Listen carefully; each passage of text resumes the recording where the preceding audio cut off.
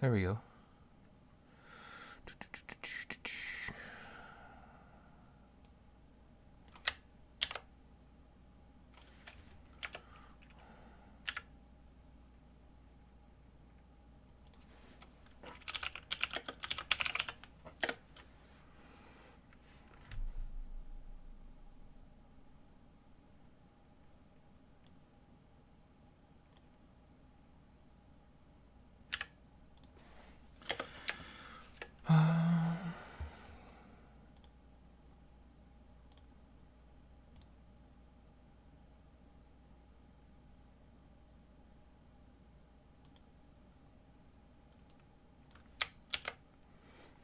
Set that for now.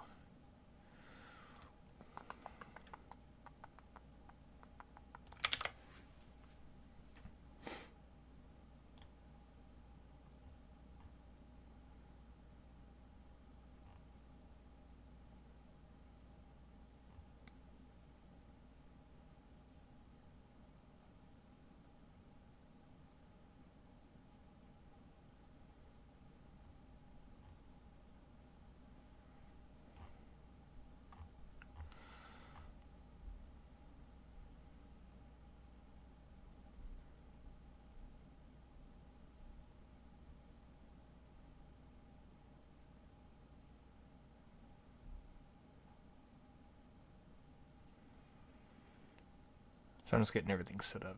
Oh, that's right. Let's get some music going.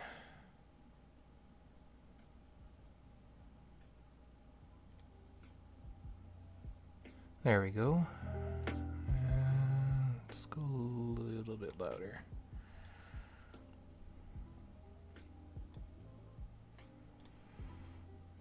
So that's working fine.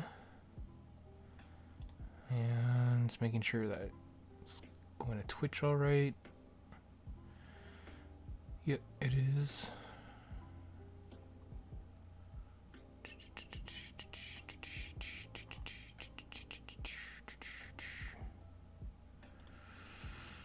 Okay.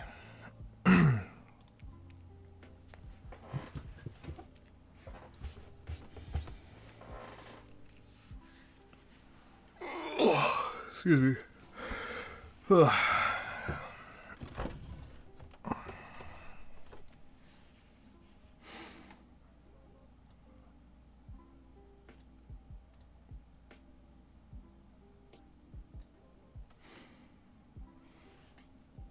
So I do have some artwork already done from before that I'm repurposing into this. So, environment.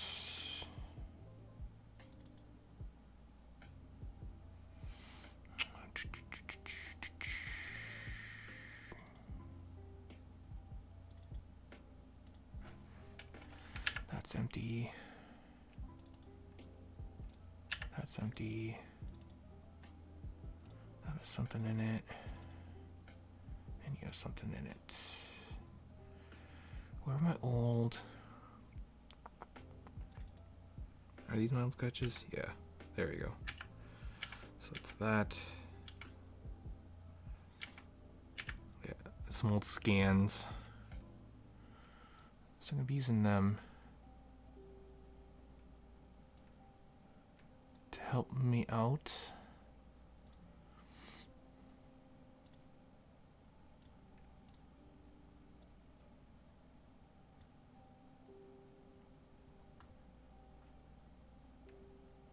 Okay, so there's a streaming monitor on here that I never used.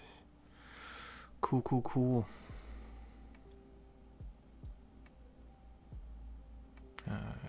Bitrate, Okay.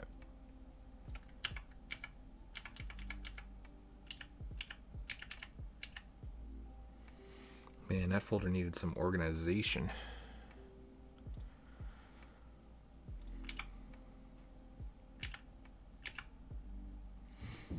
Okay. So let's do some thumbnails. So the idea right now is I want to get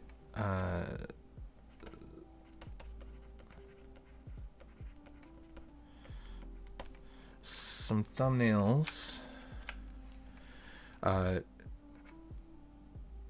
I want to get a certain mood, get a sense of the feel of the game.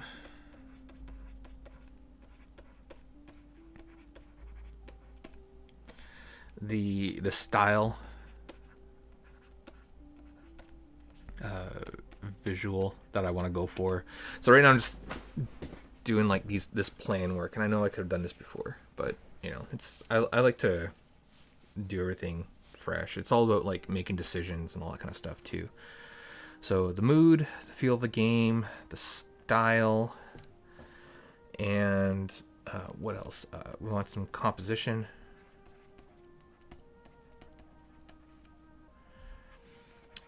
And we want to get some storytelling in there.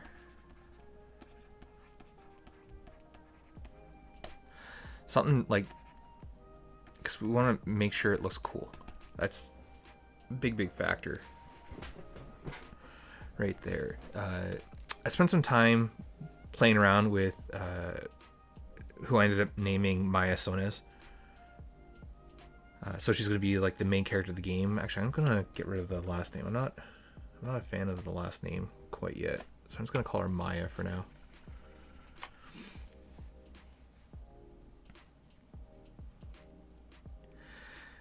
So she is going to be the main character. This is going to be her sword. And some ideas for her gun, which isn't officially figured out yet.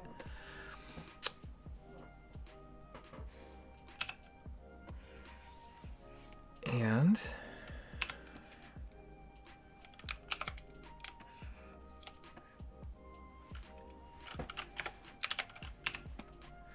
so let's dive into some ideas.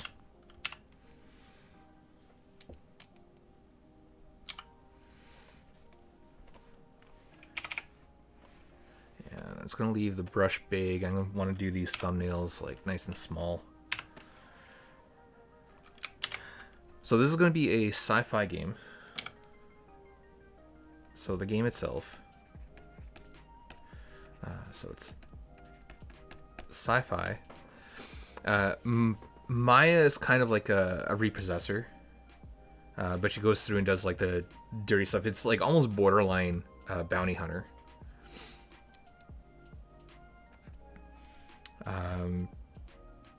So it's going to be an action game.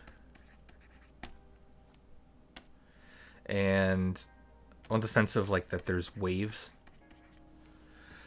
When I was coming up with ideas for this game, I was thinking like the Call of Duty Zombies, where you have like the waves coming at you, but the story's a little bit more apparent.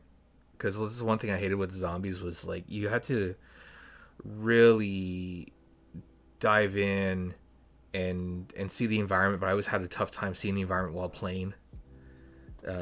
While fighting against the horde of zombies. So I wanted something that's like the story's a little bit more in your face with it compared to that. So action, waves, and you know, showing off. I want Maya to be kind of like athletic and acrobatic with her movement. So one idea that I like came in mind is just she's around a corner.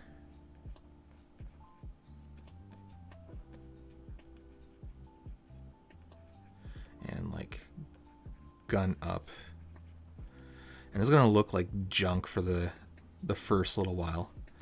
But if you take a look at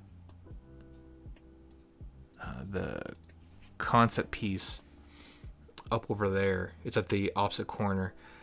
It kind of started the same way with just starting with these ideas, these like really low end sketches, because it's all about getting the idea down first. And it'd be cool getting this like long hallway and this being like this spaceport. So like this game, you're at a space station, and then seeing like all these drones with like these red eyes, just like brr, in this darkness kind of vibe.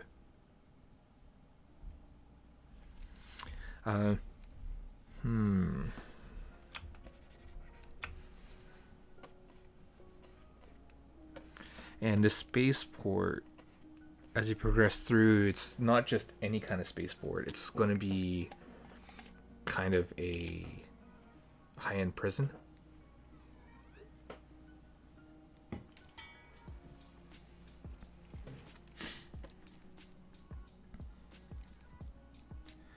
So maybe a shot of like Maya spinning in the air,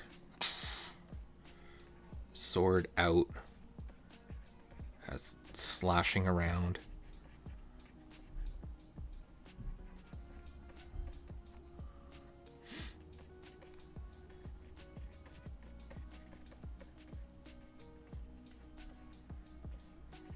And maybe in like this round corridor, space as like lasers are firing.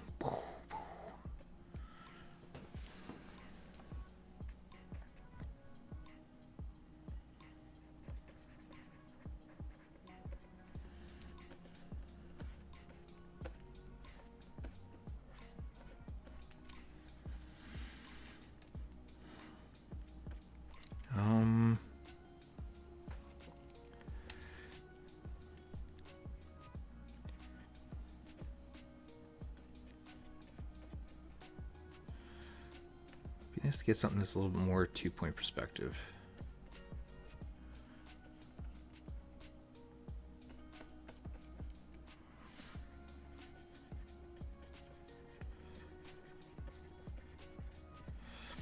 So maybe there's like something that's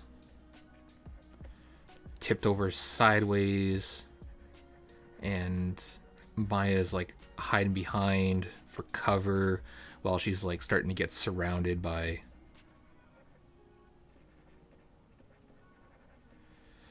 these like androids. And what I was thinking for this too is it's not only filled with these security robots, but also these prisoners that are let loose.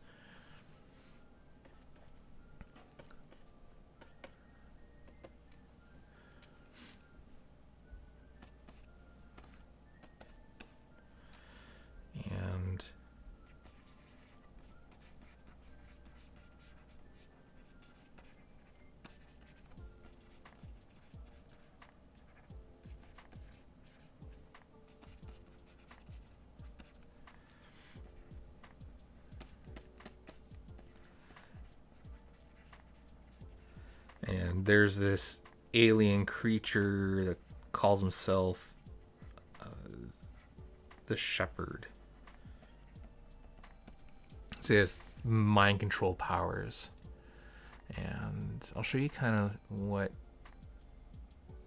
he's kind of looking like. So these are some iterations. And here, as I was working on his semi-final design. But the good thing is, since I'm doing this now, I can go over and punch it up, update it, because when did I do these? I think 2018? 2017. Okay. So yeah, these are 4 years old. Wow.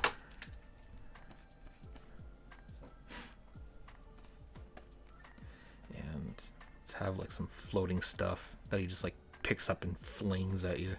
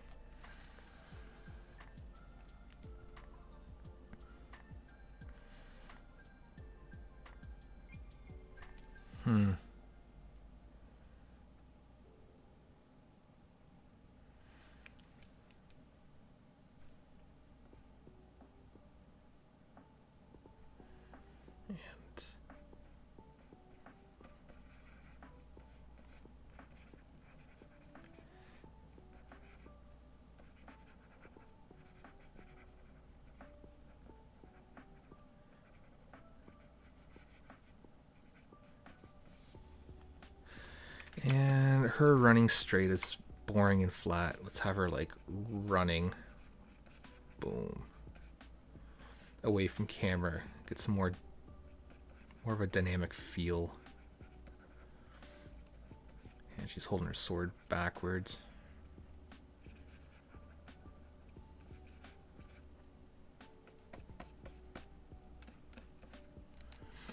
While there's like laser fire.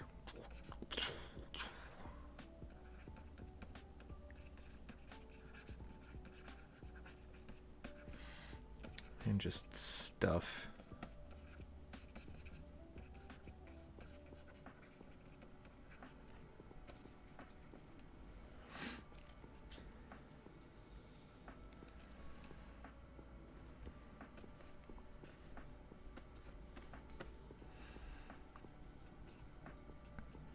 Even having like the giant space station. Maybe it's just near this asteroid belt. Just to have something with some of those gas clouds kicking around.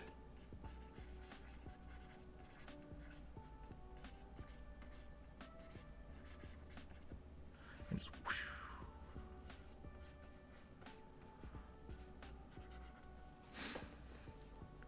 Flying in and scooping around.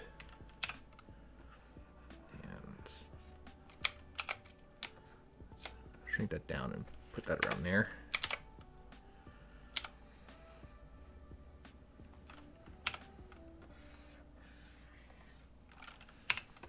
But yeah, right now, just ideas.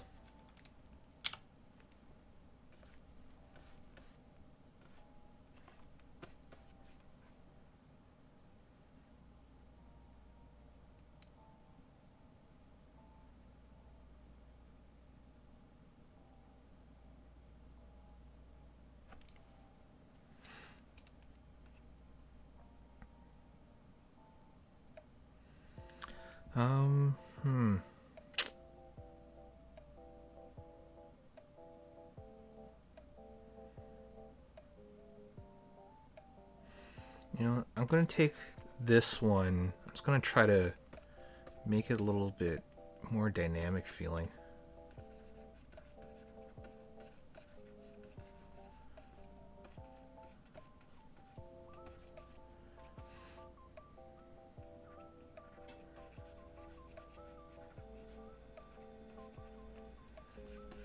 As this extends down for a ways.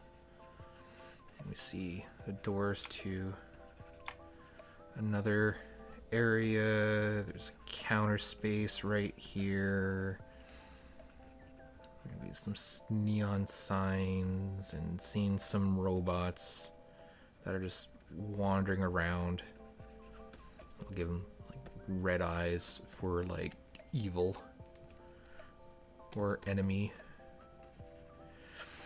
And let's have some busted up panels and loose wires.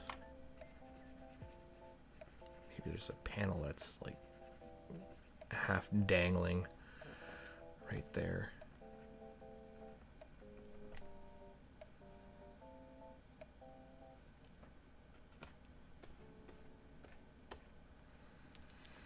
So I'm gonna go 1, 2, 3, 4, 5, 6, 7, 8.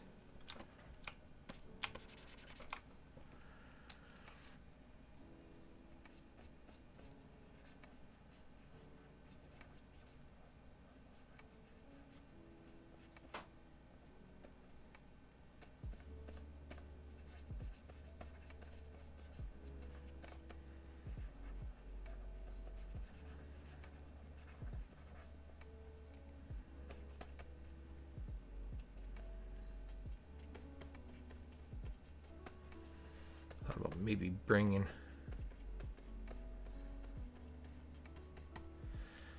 this closer. It'd be nice to see more of both sides of this hallway. Or maybe that's what I can kind of like pull off here. I'm kind of liking this a little bit more. So you know what? I'm going to stick to 7. And let's blow this one up.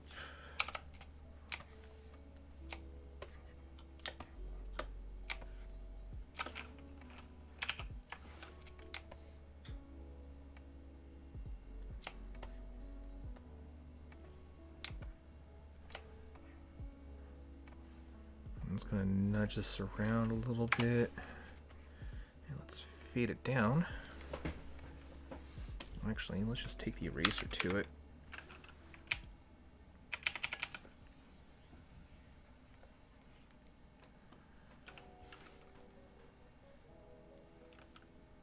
No, I think I'm just going to fade it down. Instead, thumbs, choice, go 02, thumbs choice.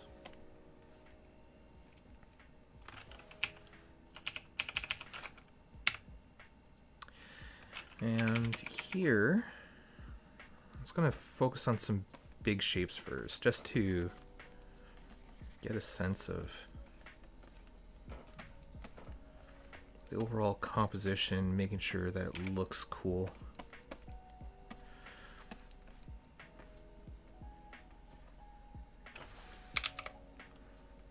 So this is kind of one point perspective, but it's going to get like warped.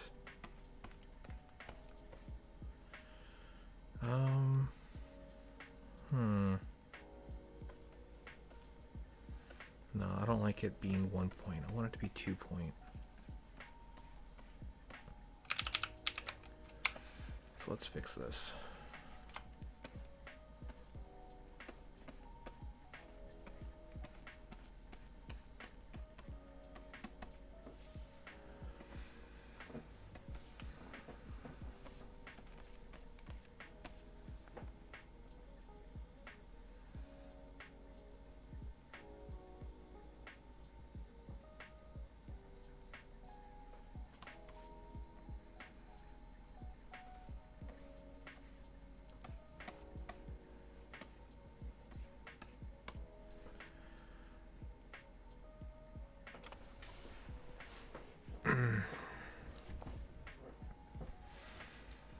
I want that to be off.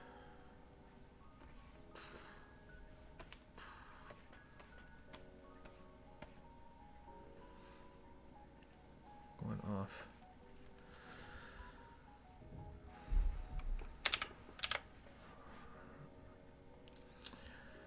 Yeah, that kind of has to be 1 point. Yeah, I'll have it warped. Let's warp it.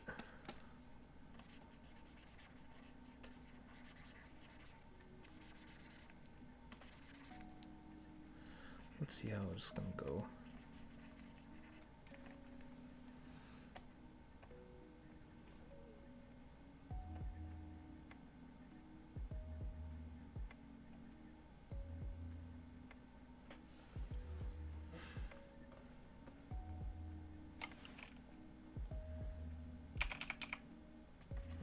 And it's gonna start off like super dark. Branch out. And I like starting off with a nice medium gray because it's not too harsh in either direction and it's easy to just expand on the painting.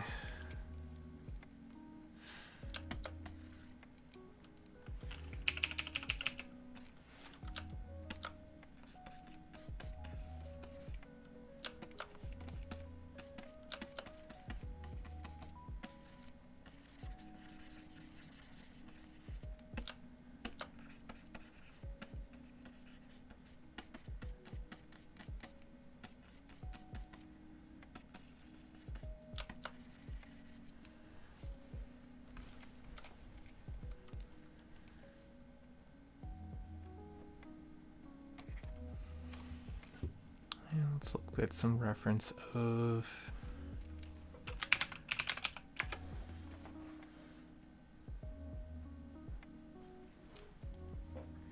airport.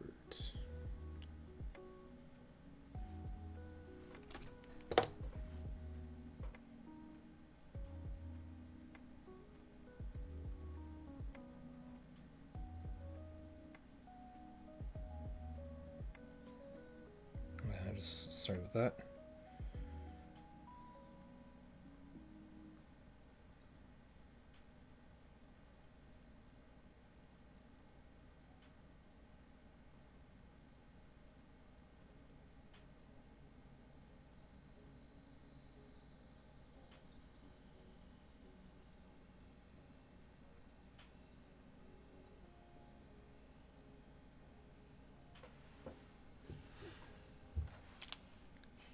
Okay, airport images.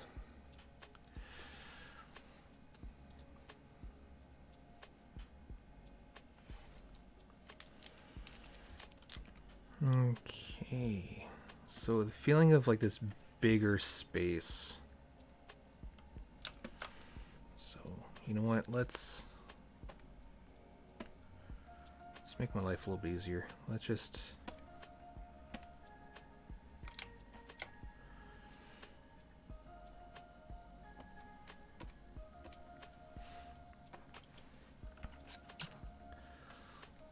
go with lighter.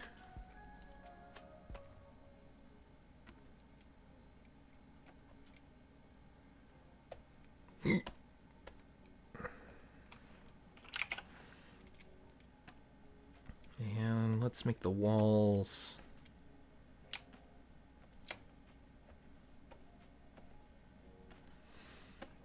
a little bit on the darker side.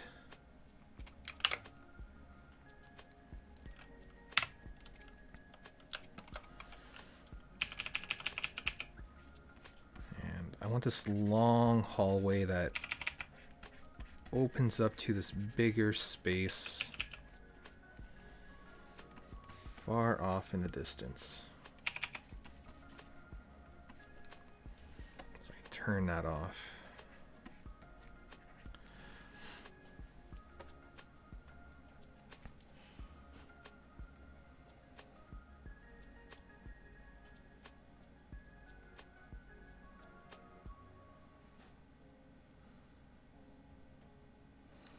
So what I'm doing is I am looking at some airports, getting kind of a feel for it. So let's say this leads to a terminal.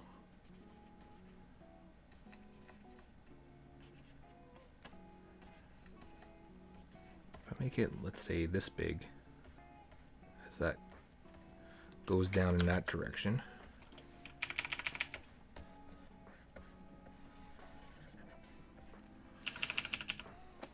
And if I put Maya as kind of like this tall, that kind of gives a better sense of scale of it all.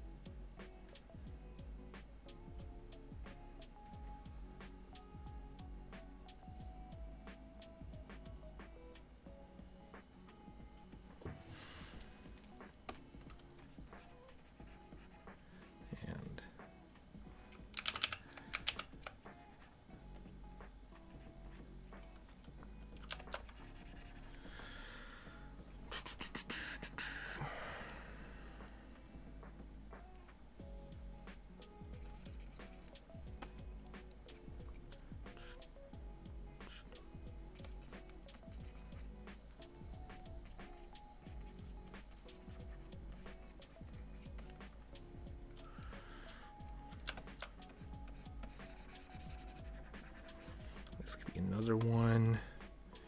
We can have kind of like a window over here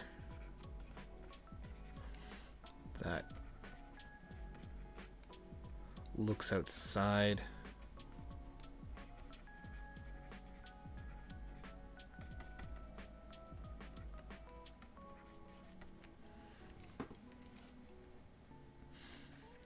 And maybe just another window that's over here, just to show more of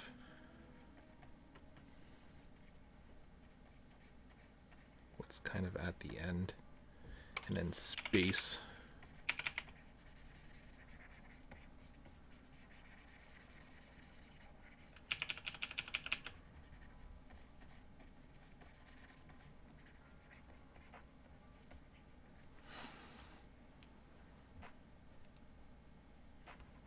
And across the hall.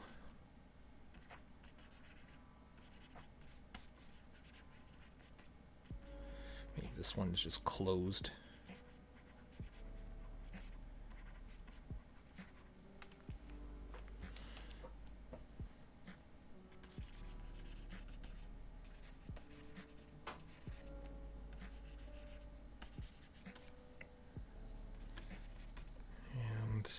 It's actually going to be a little bit more like there.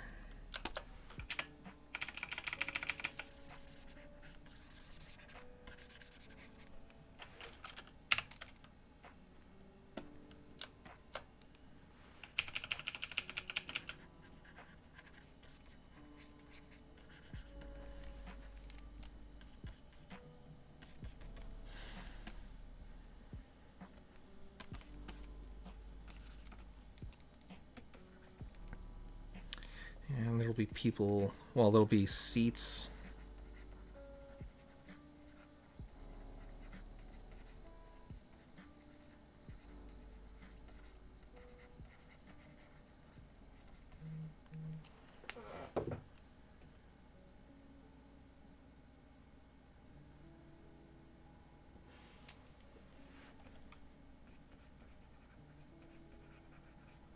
So how's everybody doing tonight?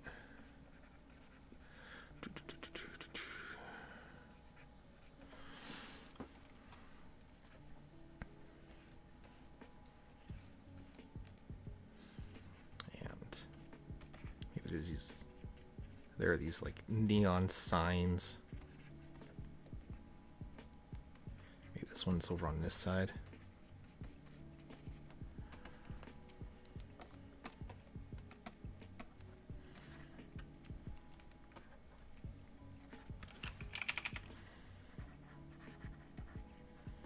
And down here will be like the customs.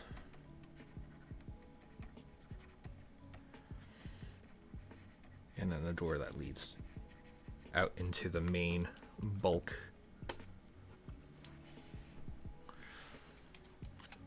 So I need a lot more chairs. A lot more seats. So the cool thing is going to be a lot of repeats. So maybe there's some seats in the center. Some seats down over here.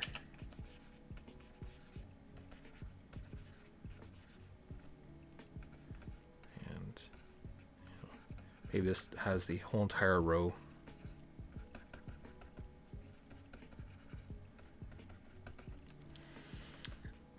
And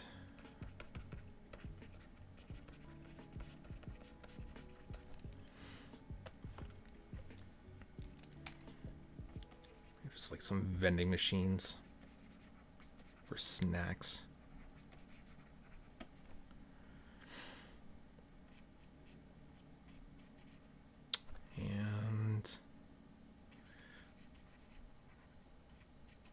Perhaps here is like restrooms.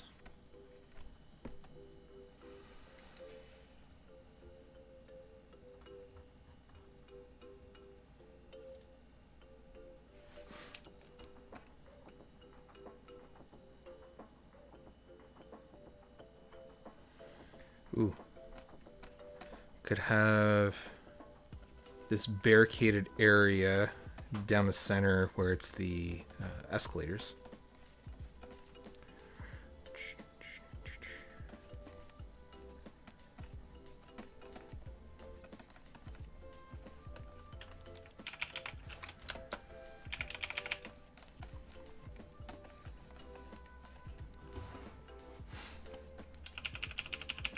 So maybe this escalator's going that direction, and this one's going that way.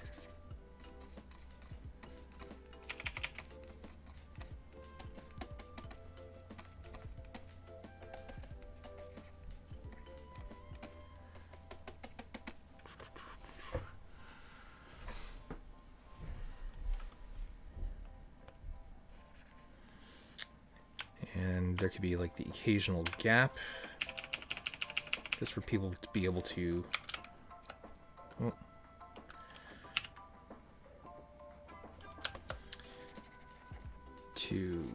get by on any of these stops.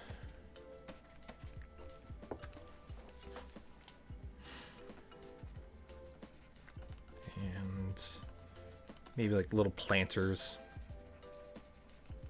for some greenery,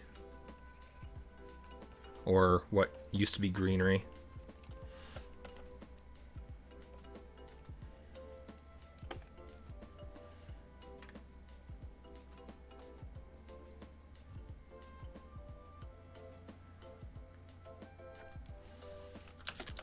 And let's get rid of these chairs here, and let's get a desk.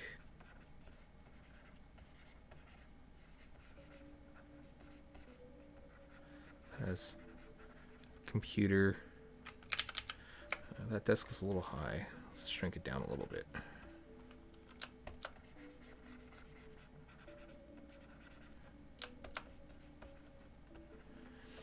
And because of that, let's have some chairs also on this side.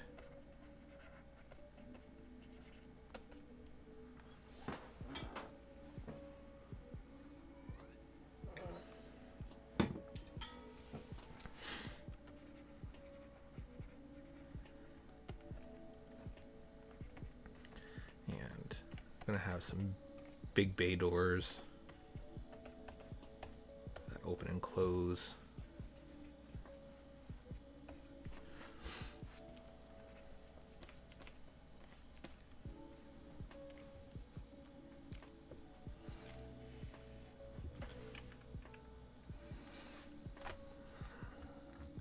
And what I'm doing is I'm going through some screenshots, some images of airports. We have some signage. And again, going back to, I want this to feel like broken up. So let's have some like dangling wires, some panels that are broken and missing.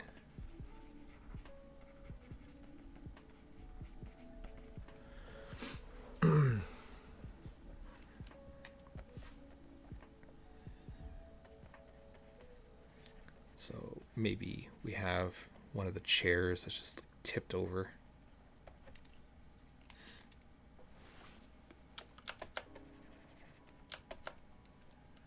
And have like one vending machine that's like knocked down completely, and this one maybe just at an angle. See, it's starting to feel lived in, which is nice, like used.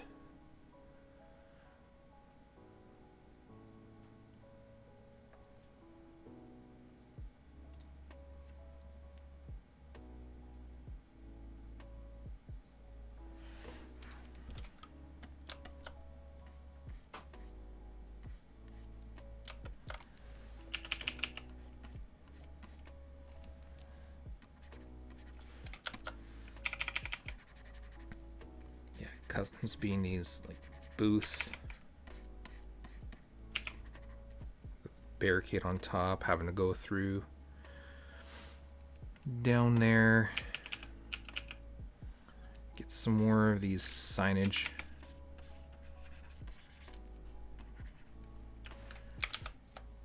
And let's put this one right here.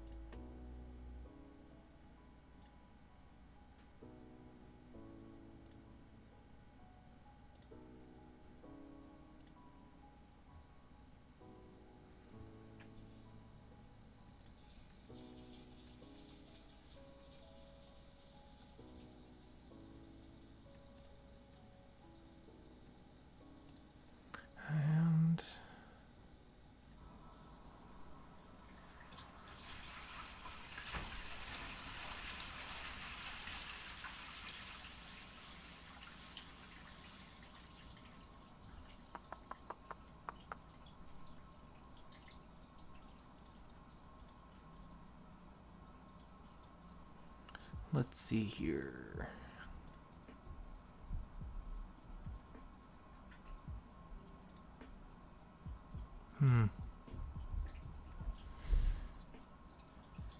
I think that's a lot to work with right now.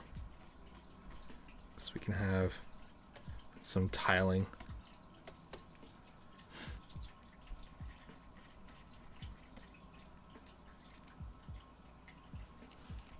Yeah, I think that'll be some cool stuff to work with. Because I'm already feeling a lot better compared to my older sketch. Let's see here. So here's kind of an older sketch that I did while I was sitting at, I think it was Anime North, compared to that. I like the scale a lot more. It makes it feel a lot more open.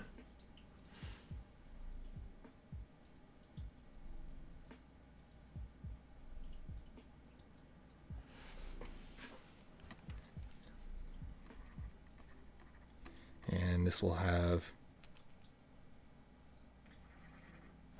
a couple of security droids, some security robots wandering around. They're going to be kind of like a ball with legs that shoots lasers out of its eye. And there'll be another one that's a little more bipedal with a melee weapon, just to play along with range attack, a melee attacker. Later on, there'll be a brute, and then there is the mind powers kind of enemy, just to have some nice variety in there. And so starting off will just be a lot of these kinds of ranged guys, and slowly build up to some of the other ones. And each of these goes down to, these side corridors go down to the respective ship that's like docked into that space.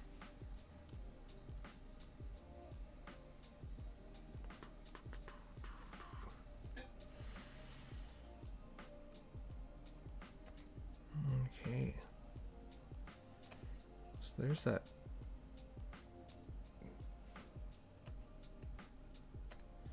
Idea. I don't need you. So 0, 2.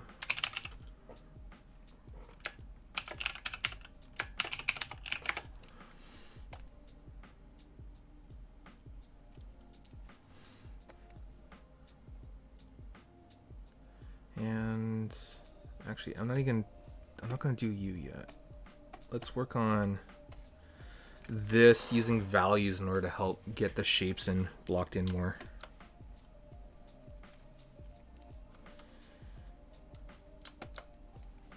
So these corridors, I want them to be dark.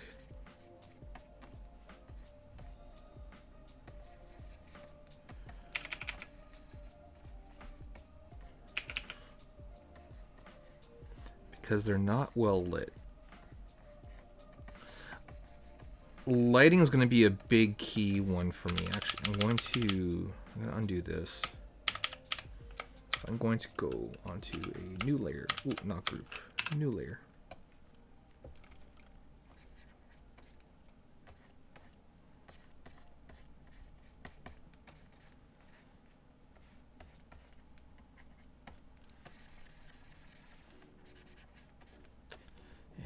My next thing is just using values to break up the shapes some.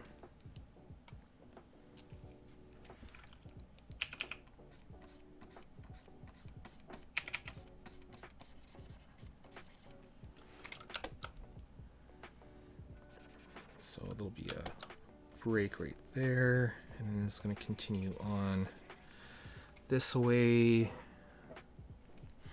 I'm not stressing too much about perspective quite yet. I'm keeping it in mind, but I'm not going to be held to it.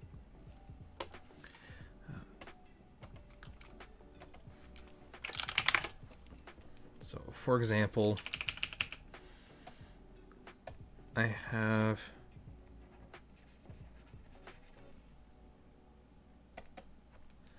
this is kind of the scale of a person. So standing up, I want these like a little bit taller because I want them to be about mid height.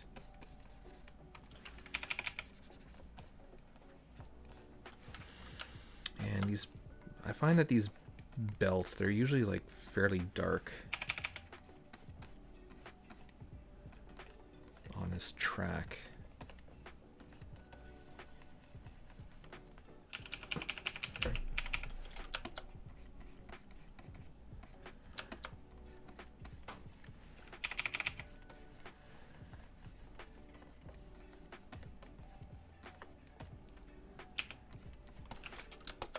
Let's get a break in the center of it.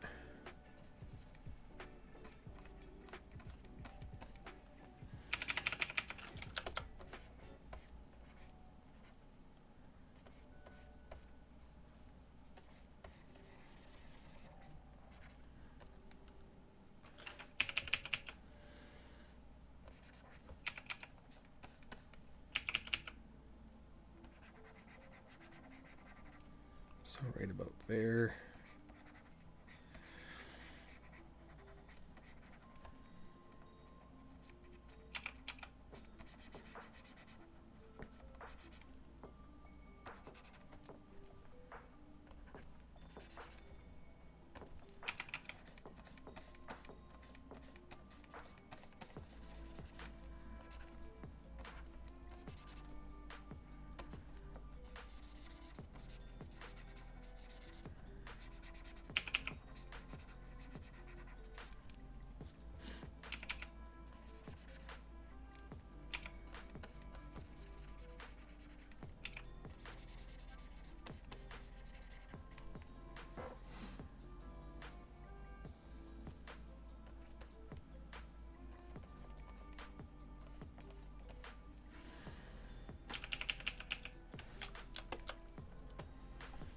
It's going to be lit from above, so let's get a little bit of a lighter tone. Maybe that's a little too light. Just to get some sense of 3D form.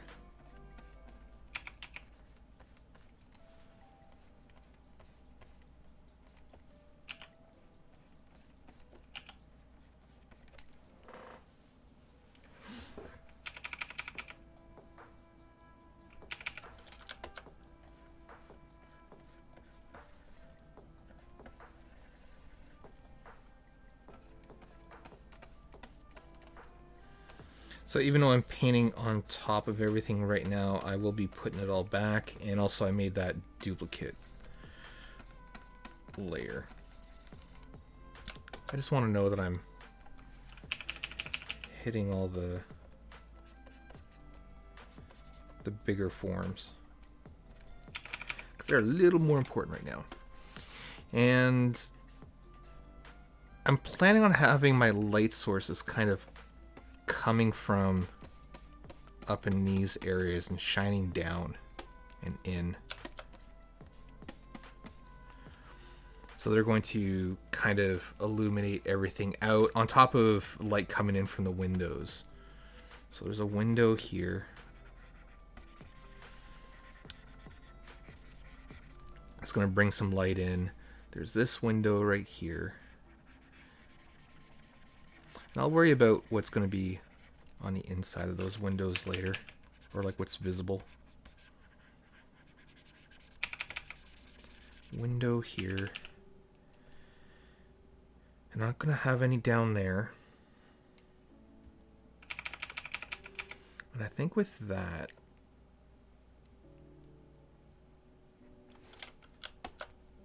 I want to have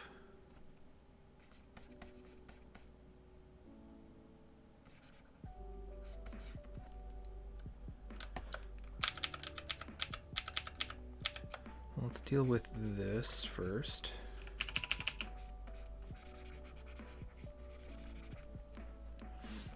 So having this one open, Let's have that one closed.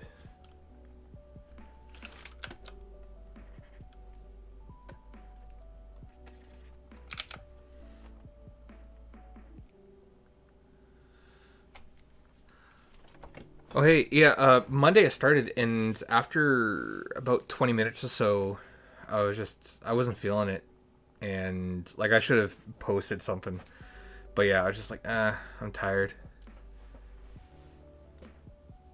Oh, you must have hopped on like right at the end of, as I was on for already for like 20 minutes or so. But I did get this piece done.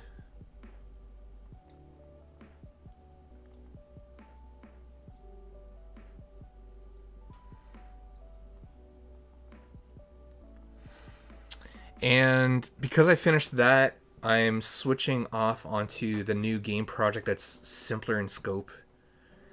So this one's a sci-fi idea.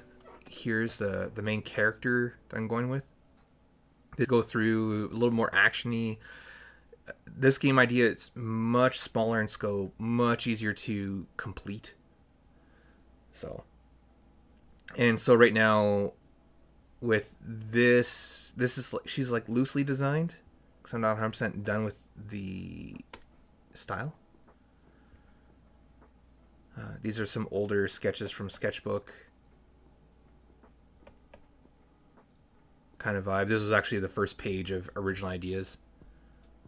Yeah, I figure for like a first game, I better go keep with it a little more simple. So here's exploring some head shapes. I was even Google searching short hair because I wanted her to have short hair. Playing around with like some pistol shape ideas, some swords,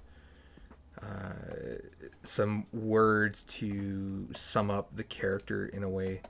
So in the end, here's kind of a loose design of her.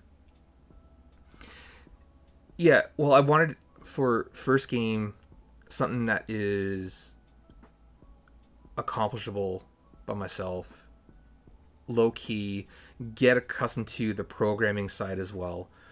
And the nice thing is this one online course that I'm taking through, I'm at the final assignment or project of the online course, and it follows along. Like this game kind of has a similar kind of vibe to it. It's a zombie shooter, that one, but I can use a lot of the concepts from there in order to build this game. So it's going to get me a little more familiar with it. So that's kind of the idea overall. So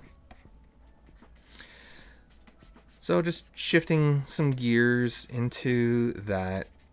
It's been a rough week, so I've just been kind of meh.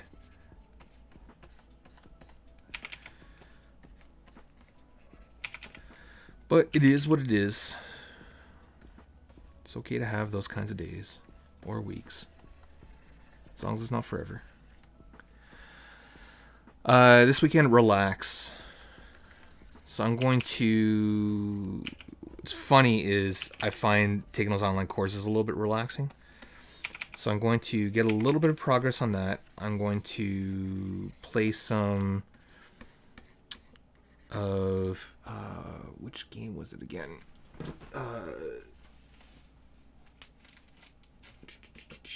Jedi Fallen Order.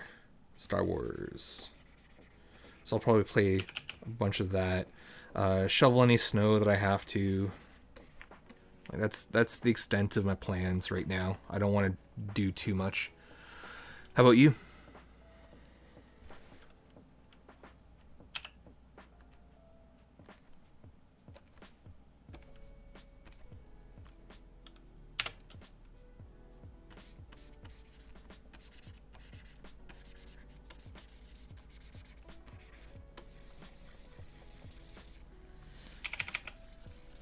Oh, and yeah, exercise. That's the other thing I have to do.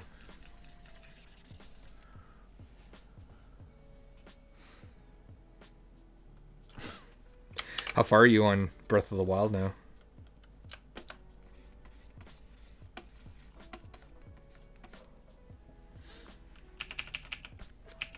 If you wanted to, you could just go straight to Ganon. That's always an option.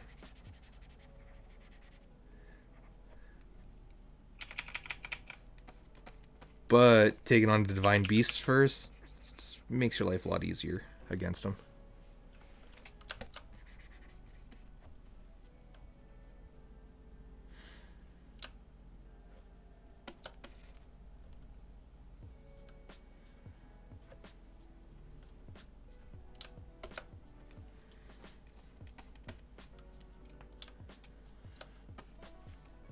Okay.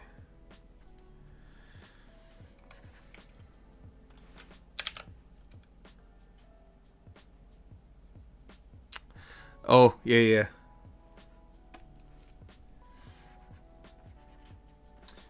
Yeah, that one's an easy one. Well, easier. The first time I played, I went after the camel out in Garuda Valley, which is the hardest one.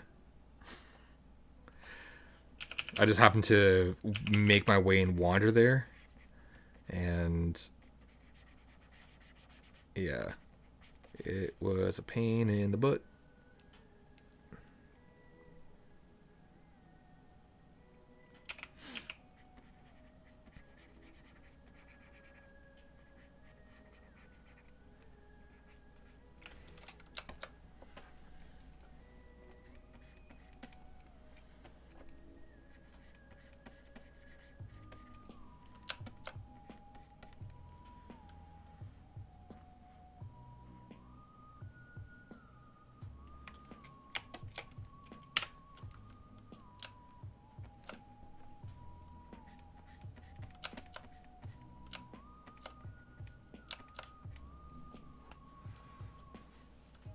Oh, I eventually took him out.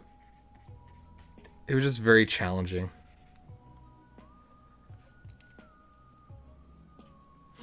Especially with all the lightning. Oh my god. How many of the Divine Beasts do you have so far? Have you tackled any of the others? Have you ever been to Japan? No, I haven't. I've considered it. Flying is something that I'm not a fan of, so that is a hurdle in order to go there someday.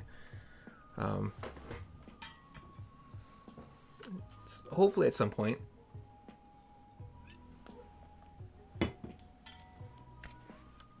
But yeah, I'm not a fan of flying, and I've had to. When I was in San Francisco and coming back for Easter. But yeah, I'm not a fan of being up in the air. I know part of it is I've lost faith in people doing their jobs properly. And you know, especially yesterday, I think it was, hearing an article about pilots right now. They're not they're out of practice, so they're making some pretty big mistakes or medium mistakes. And I'm like, ooh, no. I'm gonna keep my feet firmly planted to the ground. Yeah, like I'm okay. It's just my anxiety just cranks up like no tomorrow. And for me, that is not fun. And it was another one of the reasons why I drove to California from Ontario for that one job. I managed to do it in 4 days. That was a long 4 days.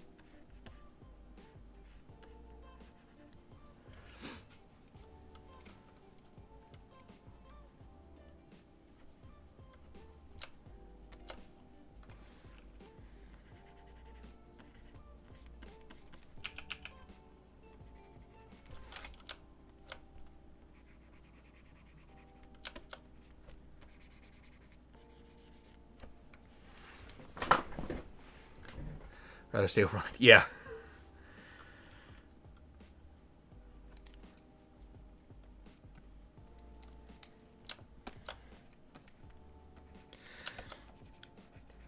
But yeah, that's the only thing that's been like really limiting me. And also, sorry, that's a lie. There's also the fact that I was more worried about paying off my student loan and all that kind of stuff before going out and doing anything that cost a fair amount. Oh, your parents went to New Zealand once? Oh, that's awesome. They must have loved it there. I hear it's gorgeous.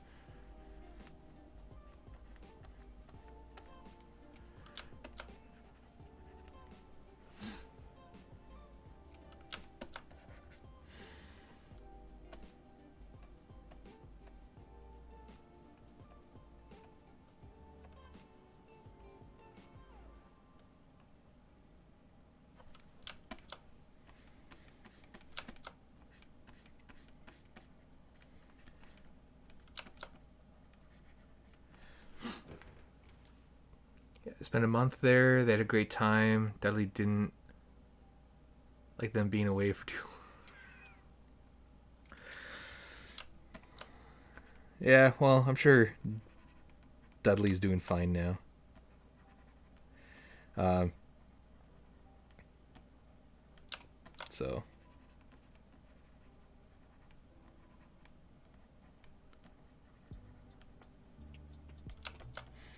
Yeah, I thought about going back and taking up some of the Japanese language lessons here and there. I think I'm gonna wait until I feel a lot more comfortable with this game programming, because my brain, like, you know, there's a limit to what you should try to learn at any given time. My brain is starting to like just no. They've had to cancel for. Oh wow. Well, the puppy probably loves that part though. Them being around at home.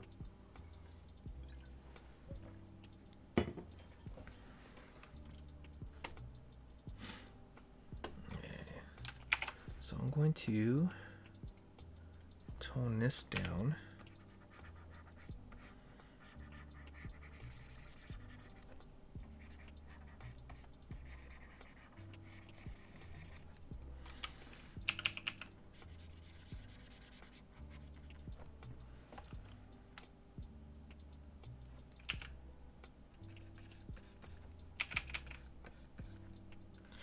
Well, at least they're going about it in a safe way, right? Not going right now, waiting a little while until things calm down. And it'll be cheaper for them in the long run, because once things start up again, they're not going to be able to... They're going to have trouble finding people to take those cruises to fill up all the seats, even though there's already quite a few already doing it, which is ridiculous. But hey.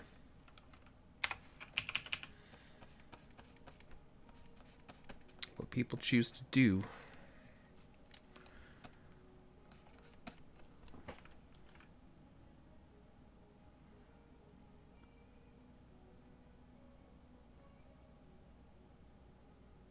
Oh, that's good.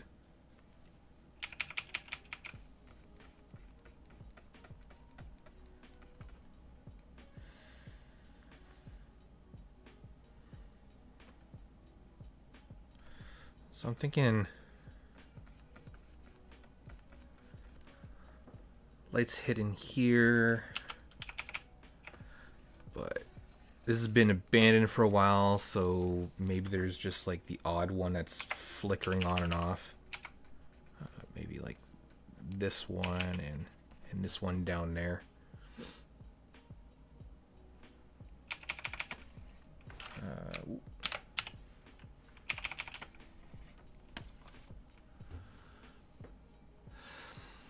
So right now I'm designing the kind of the spaceport area of the space station. So this is going to be one of those areas with a lot of the seats in the center, those escalator tracks, so you just like stand on and get moving forward and back. This is going to be a very sci-fi kind of feel. And on the far end of the hall, it's going to be the customs desks. So here's like an older sketch I did back in 2017 of this spaceport idea. And so I'm just making it feel a lot more bigger overall. And so I'm just slowly building up the shapes, trying to get it to feel a little bit more to scale. Like, here's a scale of the main character. This kind of deal, like head, legs, and then the arms kind of deal. Just get a sense of the scale of the environment. And so that's what I'm doing right now. Is just the concept piece, but I'm going to add a little bit more story element compared to the previous one. You may have missed the thumbnail, so I'm going to have these robots that are on the far end and like patrolling around with like red glowing eyes, just kind of on patrol, just to get a feel for the beginning part of the game. And so the space station, it's abandoned. The main character is kind of a repo person, but for space. And she kind of borderlines bounty hunter. So she's on here, but she kind of does like repo at a more dangerous level. So she's here in order to collect something, but you as the player, you don't know what it is right away. You just know where you have to go, and then you're kind of informed later on. So you have a dialogue with the person in charge on your comms kind of vibe. And the gameplay is going to be similar to, in a way, if you've ever played the zombies mode of Call of Duty, where there are waves, but I want the story to be a little bit more transparent, as opposed to needing to read online on the story of what's going on. So the beginning of the game, you arrive at the spaceport area, and well, the enemies are going to be first hacked security droids, and then as the game progresses, you find out that this is not just a simple space station for regular populace. This is just the entrance port to this high lockup facility that has been taken over and abandoned. And so there are prisoners that are roaming around, and they're going to be part of the waves also. And I thought of a melee enemy, a ranged enemy, kind of a brute, kind of a psionic, brain-powered alien kind of vibe. Some of the designs, I kind of took some designs that I built for different school assignments, but I was like, let's make it into something. So this is going to be kind of like the big boss. And I'm going to be rebuilding Reggie here in Blender, but I'm going to redesign him too a little bit, but just like a ball with legs, and he shoots a laser out of his eyes.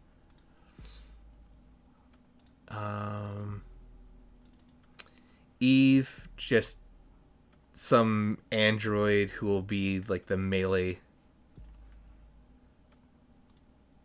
And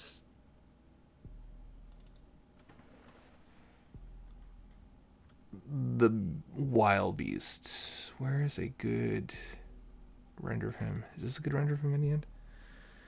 Oh, that one's hard to see. I didn't get some good lighting in that. And then this guy for like the big brute who you're gonna meet like partway through. So the beast, the wild beast, he's going to be kind of like the mini boss, and then once you encounter him and beat him, he will become part of the rotation of enemies that you'll encounter. I also have this grunt kind of design, which I can't even find, so I have to redesign him. But you can kind of think of it as like the grunts from Halo, the little squat guys. Like huge body, very tiny limbs. Well, like upper limbs, but like their lower limbs, they're like bulkier. So those are kind of like the enemies. There's 5 different ones in total. And then you traverse through, you fight the mid boss, and then he becomes part of the rotation in with the waves. And as you get further on and eventually take on like the big brain powered alien guy and beat him as the boss, he will become part of the rotation also. I'm going more just sci-fi, not cyberpunk specific, but more Mass Effect-y. And it's kind of some of the reference material I used when I was coming up with the designs. Because Mass Effect art book is super awesome. And I just love the visual designs to it. So, and I was looking a little bit at Destiny also.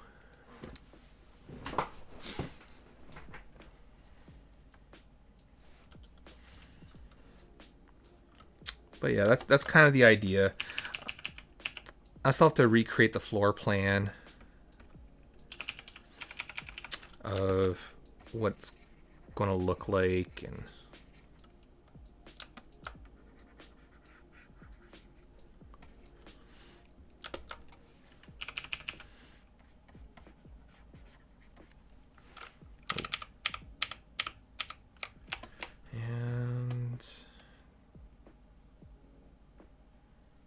yeah, that's fine.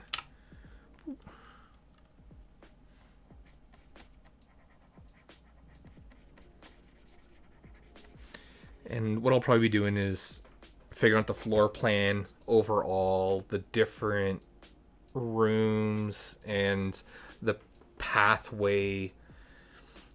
I'm not having it where it's... I did kind of like a version of the floor plan in Unreal before, but I can't find that file anymore. I might have accidentally saved over it. I've had to move around so many files over the years. But I'm just going to keep it as like one floor. It's going to be fairly big, but like I'm thinking game wise, it would take a good 20 minutes or so to get through. I don't know. I'm going to keep it simple where it's just nice clean action, waves coming in.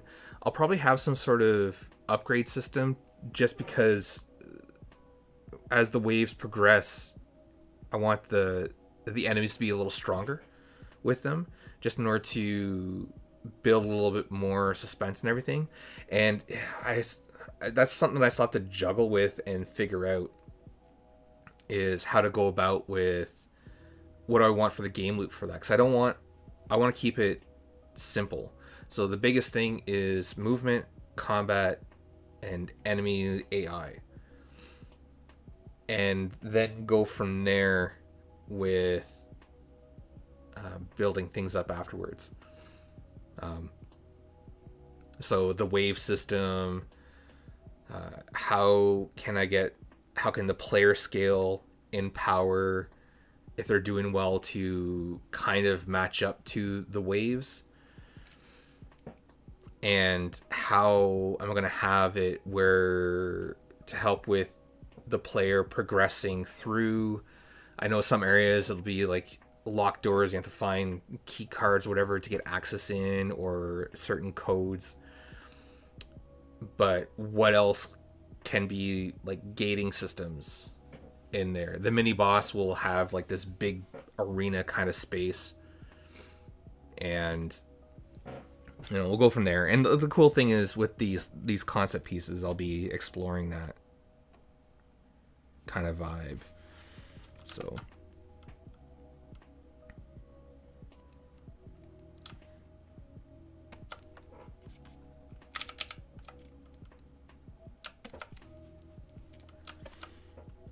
But yeah, it's all about keeping it simple for the time being.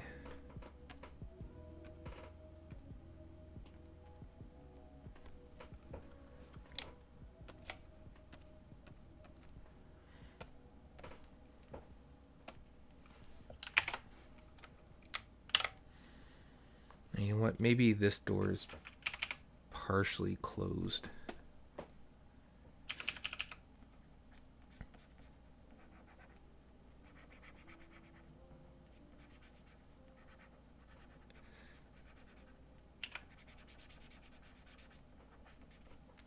Yeah, because I don't want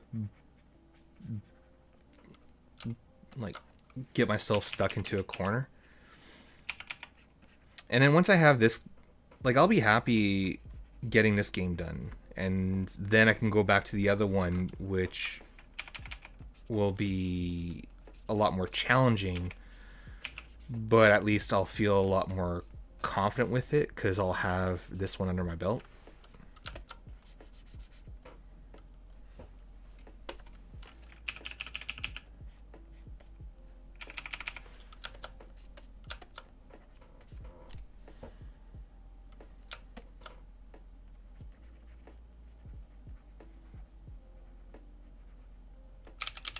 And yeah, we'll just...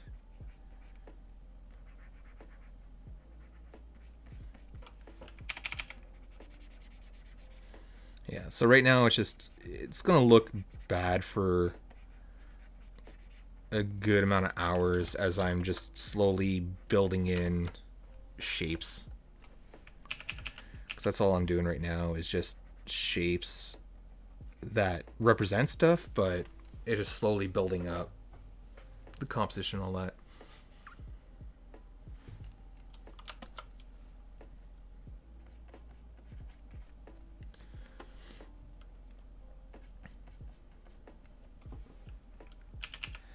Oh yeah, there's one of the lines that I like the most that I've heard from any artist. It's the Valley of the Suck, where like as you're working, there's always going to be this point where you're going to be stuck. Like no matter what you do, it just looks like it just sucks, like nobody's business, and it's always going to end up there. But as you keep working on it, working on it, working on it, you're going to get yourself out of that valley, and that's when everything starts to fall into place. But it's going to be a little while before this does, and I'm cool with that. Because it was the same thing with the other background. Is here, I'll open up the other background for a second because I think I still have all those other layers in there. Like this piece, it wasn't just like done, right? Because you saw a good chunk of it. It was starting off with like these ugly thumbnails. And then I did this. I wasn't happy with it, but that was like after 3 hours. And then I went back and simplified the shapes to these like very, very basic stuff.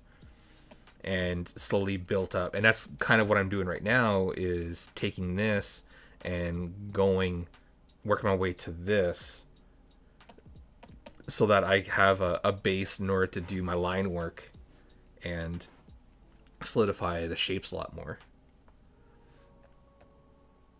And then that'll help carry me into tighten up the values and the shapes and bringing in color and lighting a little bit stronger and all that kind of stuff. So that's kind of the idea. And actually, I should save this right now.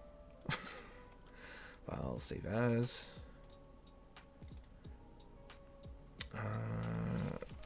So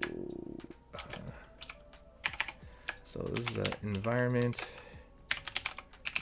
spaceport. So I'm going to call this entrance concept v version 1.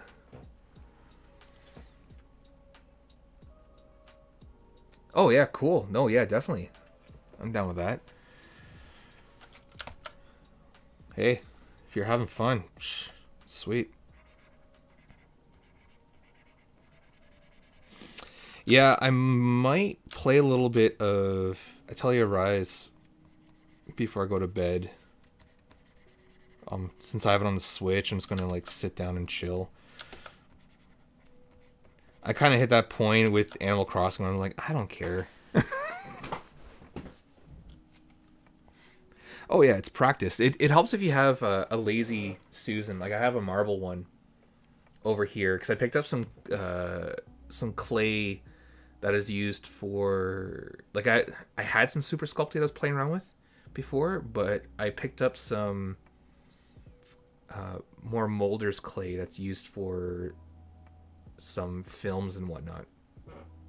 It's super hard upstairs because I had it for a couple of years. I was going to use it for making molds for the 3D prints stuff. Oh, actually.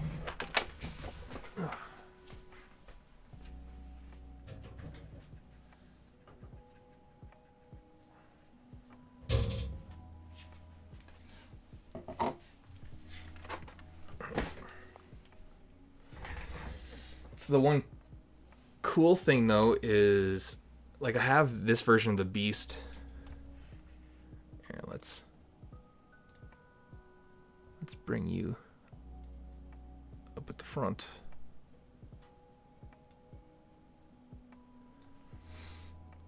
So this is the Wild Beast, who's going to be like the mini boss kind of deal. I have a 3D printer, so it was like really cool to be able to 3D print this guy after once I designed and sculpted him. Oh, and there he is over there. So like that's the pose version, digital version of this. So I'll be able to at least bring the geometry in order to save me from doing a lot of work. But at least this, since I'm using him for this project, it gives me a reason to dive back in and update his artwork and his design some.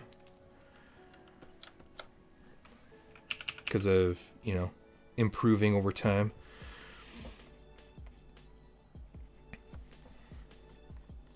But yeah, at least when I'm drawing him, I can just pick that up and move it around. But yeah, it's super cool. I just wish I had more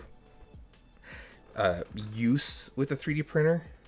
So it's just kind of like there's a blanket on it to keep dust from hitting it. But I'll get more use out of him later on. So there's a window going in there.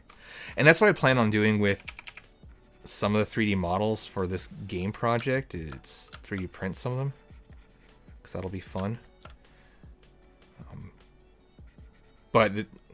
Yeah, for a while I was thinking like, maybe I'll 3D print and then make some molds and do like cheaper casting. And then I was just like, that's a lot of work. I'm just one person. I just want to like create the artwork and have someone else do that stuff for me. Oh, right, yeah. Let's bring that back down. Thanks, Marina.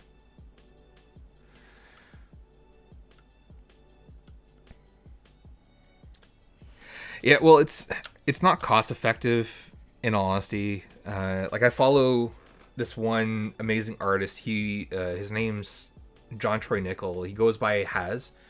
He's on Twitch as Haz versus RPG, I think, right now, because he does a lot more just playing RPGs and showcasing that. And his partner Lena, she sometimes streams doing artwork, but she's been streaming a lot more of doing playing horror games, which, good for them. They enjoy doing that. But yeah, the two of them, they have their own company for doing figures, and I have a couple of them in my display case. But he's made some friends in some places in China that will mass produce it at a fair price, but because of everything going on right now, his company's kind of at a standstill. And so him and his partner, they stream a lot more of like playing video games, which they enjoy. And I think she picks up some work for other companies to do some sculpting. So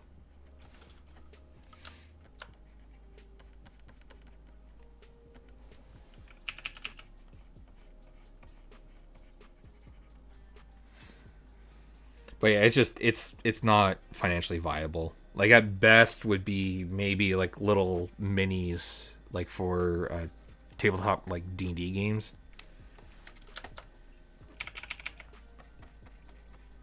Which I had one of my Levy character, but she wasn't designed for it, so she had too thin of limbs and other parts, so she just broke apart really easily.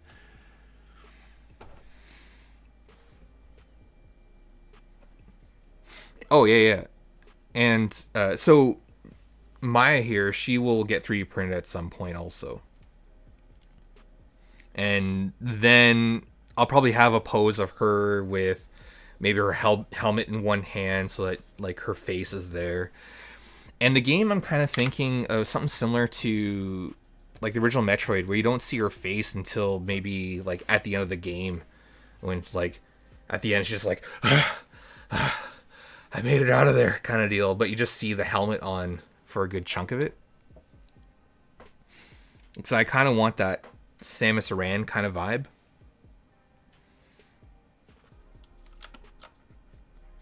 Mysterious, strong, gonna kick your butt. So we'll see when the time rolls with that. But I'm definitely much happier with moving forward with this idea for now.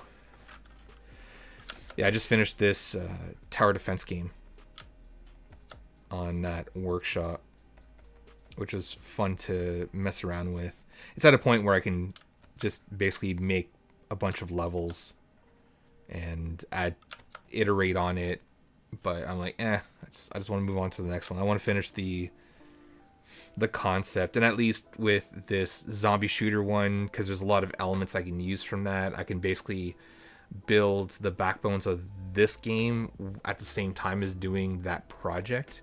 So it's going to help reinforce the learning a lot too, since I'm going to be doing it twice pretty much.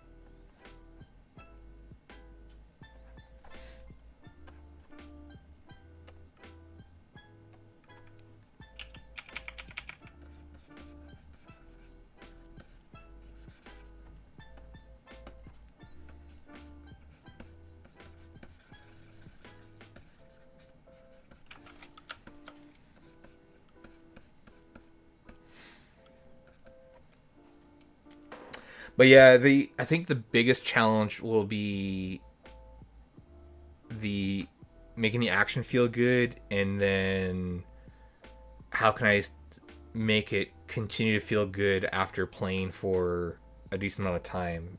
Am I going to have like early combos, and then you can unlock longer chain combos, like, but that's like a later issue.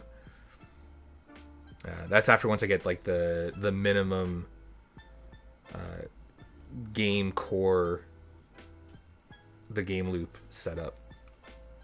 So, and I think everything is just a little on the dark side. Oh. And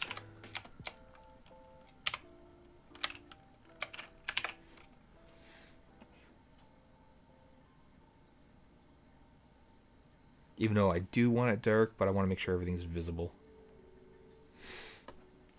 Oh, right, yeah. We're out of lockdown now, aren't we? I wonder if Business Depot is open tomorrow. So I like to get that village printed up so I could post up on the wall. The 9th, okay. Oh, right, yeah. So there's still a little ways. 4 days.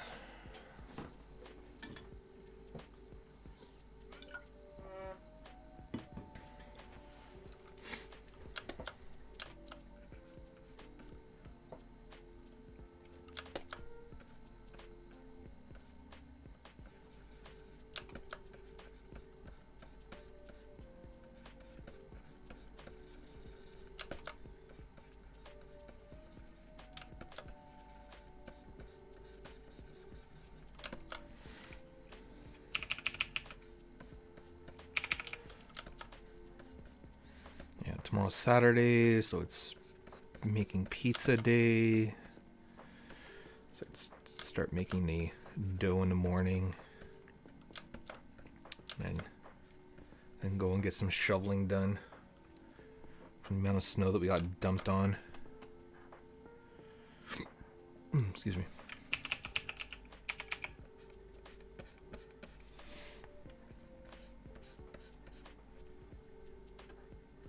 And let's go a little darker.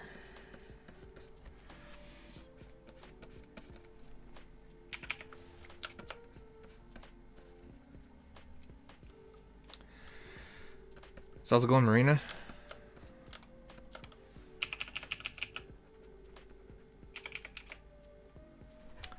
So Marina, aka Combi Zombine, Heather, Bobby's Keeper, Heather, Marina, Heather.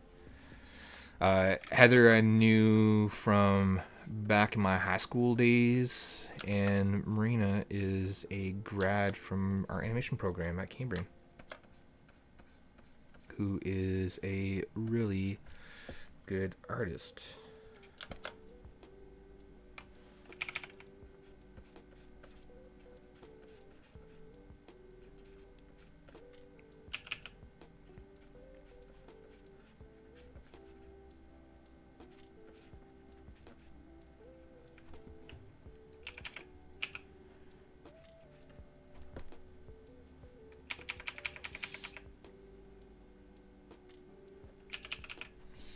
There's gonna be some like pipes.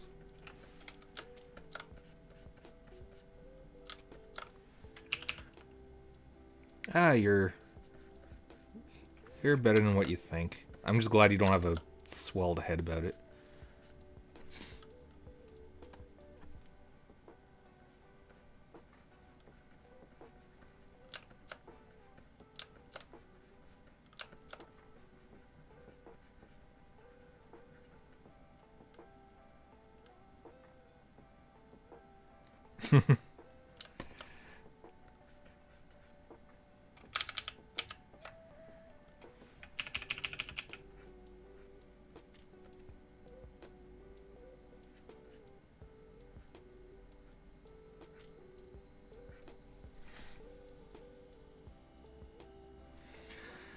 Doing okay. Had a little bit of a rough week. Took some mental health days just to de-stress.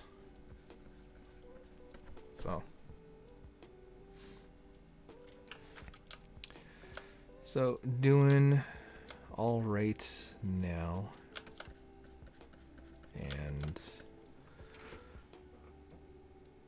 yeah.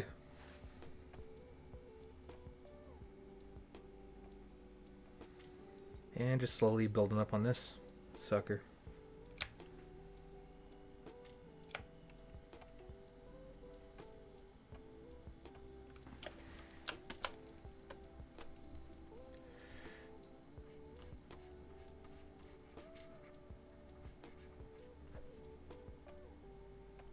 Oh, yeah, it'll be fine there.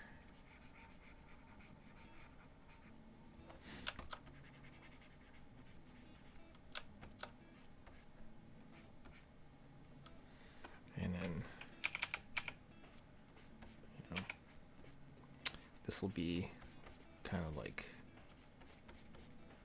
hologram kind of sign. I'll probably have like one flickering around just to have that like eerie ambiance of like power's not completely out, but it's not far from just being fully done.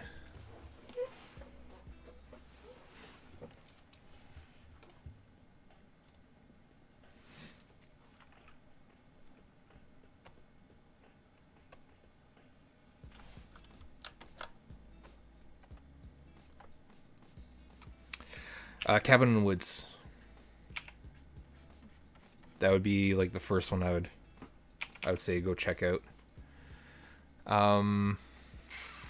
What else would be some good ones? Can't go wrong with like old school Jaws.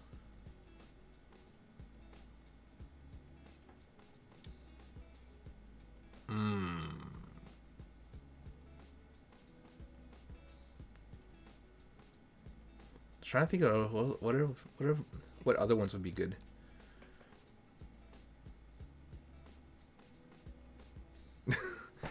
um, if you want to lull your friend into a false sense of security, you can show your friend Tucker and Dale versus Evil, because it's a comedy. Like it's kind of like a spoof, but it does have some horror elements in it. It's these two hillbilly guys rent a cabin out in the woods. Well, not rent. One of them buys this cabin out in the woods and wants to turn it into his summer home. And then there are these like teenagers that go out to the woods in order to camp and have a party. And they think the hillbillies are out to get them, and so they're trying to get at the hillbillies back, but the hillbillies think that the college kids are like this suicide pact group, because they keep finding themselves in these situations where they end up like killing themselves when they're trying to go after the hillbillies. It's hilarious. It's so good. It's not really horror, but it lends itself a little bit to it. It's hilarious.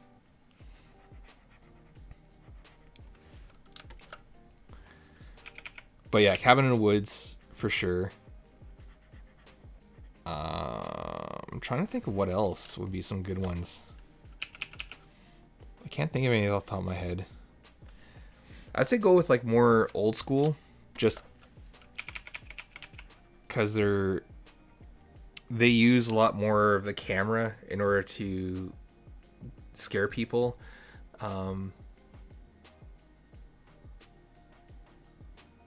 There's the newer, like the Evil Dead remake. Hey, Goofy King.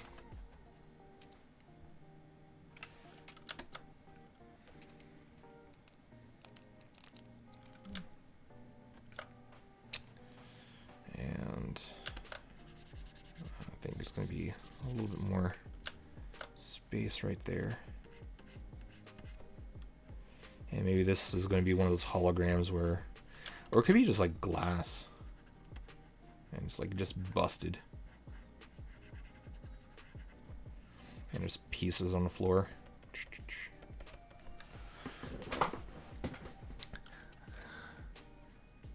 Are you Killa Pro? I like to think myself as a professional. I've worked in the industry. More film, but like a little bit in game. More as an animator, but I'm one of those guys that dives into doing a lot. Yeah, true. Oh yeah, The Ring.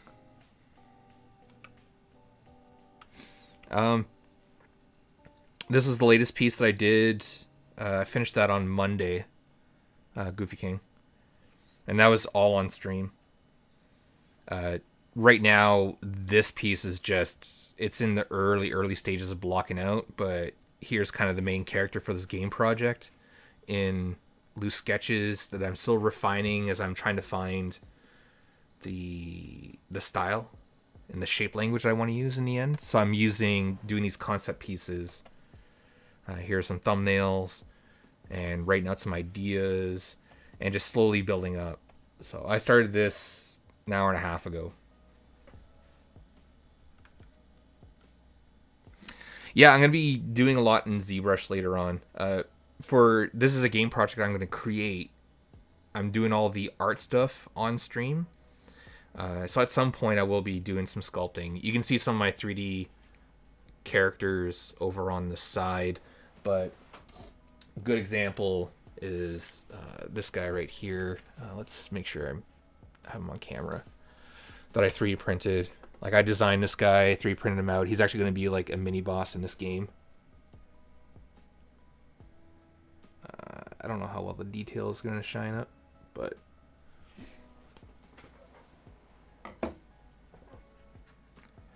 But yeah, I use ZBrush for the sculpting side. I'm going to be learning Blender because I'm used to Maya, but I don't want to spend I don't want to spend money on renewing my license for Maya anymore. So, because it's expensive.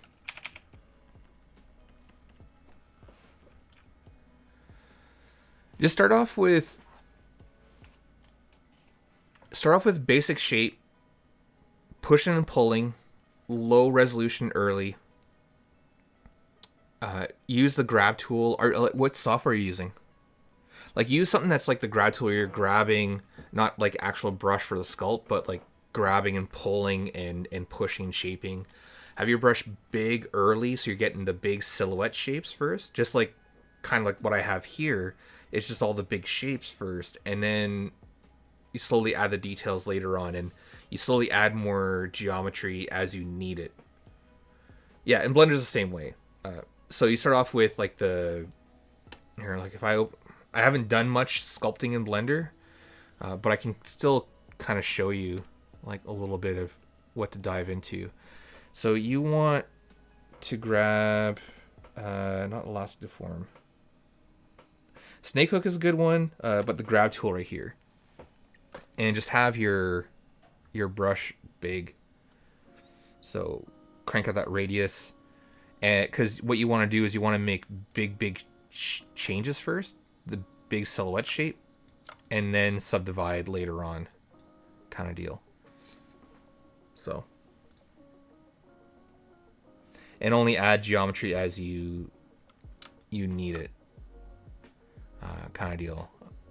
I haven't, like, this is the second time I've dived into Blender for sculpting. Like, I'm still early stages of Blender, but I'm usually ZBrush Maya. But Blender, it's the same concept. Low resolution, big shapes. Just think of old like PlayStation 1 games and how super blocky they are. Anatomy is a big one. Anatomy for Sculptors is a great book. But yeah, just you need to understand muscular structure, bone structure, and that alone, that's going to eat up a lot of time and experience. And honestly, starting off, it's not gonna look great, and that's okay. But go with even just diving into parts first. Like, just do like a bunch of heads. Look on. Don't go to Amazon. Go to just, if you Google search anatomy for sculptors, because I think on Amazon it's actually a higher price than off of their main website. So, hey Thomas, how's it going? My night's going all right. Slowly getting this piece put together. I don't know if you saw when I finished this one. I finished this Monday, and I know I posted it up at a bunch of places. But yeah, I'm working on this. I'm shifting gears onto this sci-fi game because it's less intimidating, especially for like a first game project. So, how's your night going?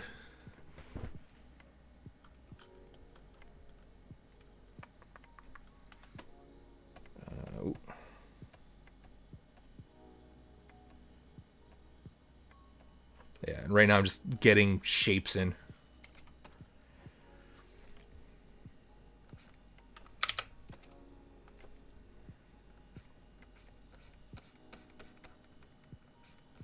So these are going to be seats.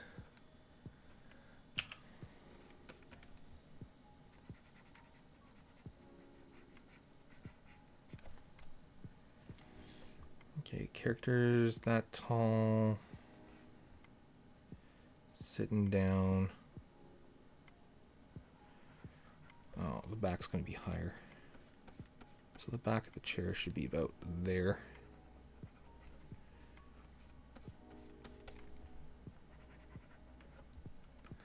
Anatomy for Sculptors. There's a bunch of other ones you can find too. Because Anatomy for Sculptors is good. There's also Anatomy for 3D Artists. This, I believe, is on 3D Total. 3D Total Publishing.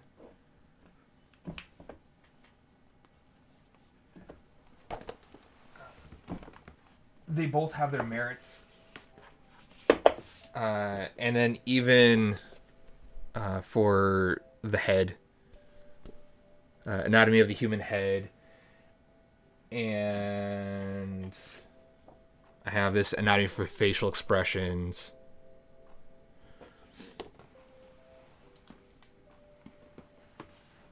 I have a bunch of anatomy books. It as an animator or artist, you're always going to make use out of it. You're never not going to need them.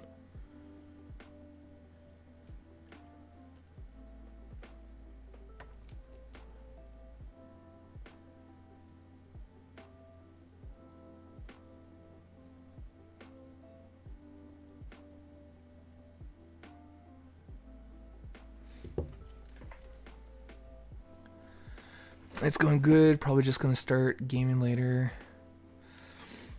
Oh yeah, how's you've been working on a new art piece recently, right? How's that coming along? And what game are you gonna play it up?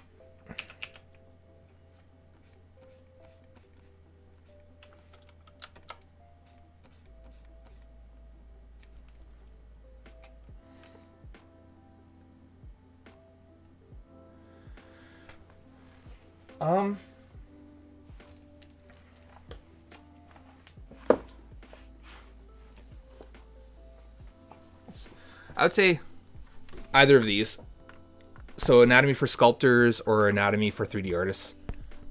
I go with either of those. If you want to be like serious. And aside from that, you can look online for a lot of artists who just do character sculpting. It's going to be a little bit before I get into that. Probably not too long. Because I already have her design closely figured out, so I can see myself diving into her in a couple weeks. Sculpting. I might try to push it a little earlier. Because I can use a lot of that as lessons for some classes that I teach.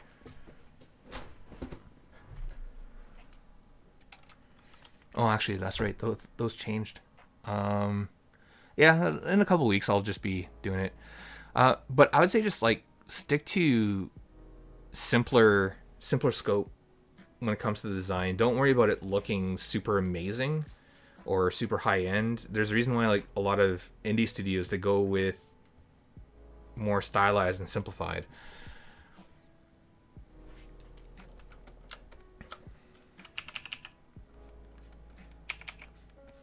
And then here I am like doing this like a little more complex stuff, but you know, I'm a little picky and stubborn.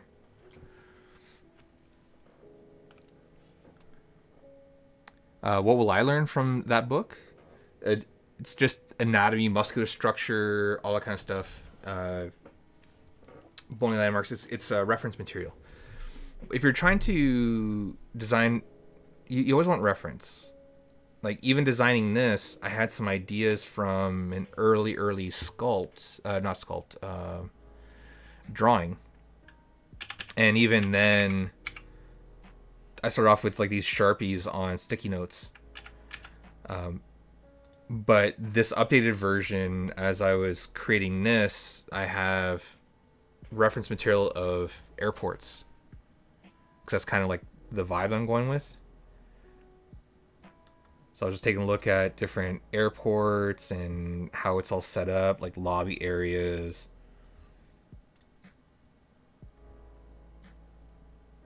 So, yeah, research, reference, it's crucial because then at least you're going to get the stuff to look like what you want it to look like.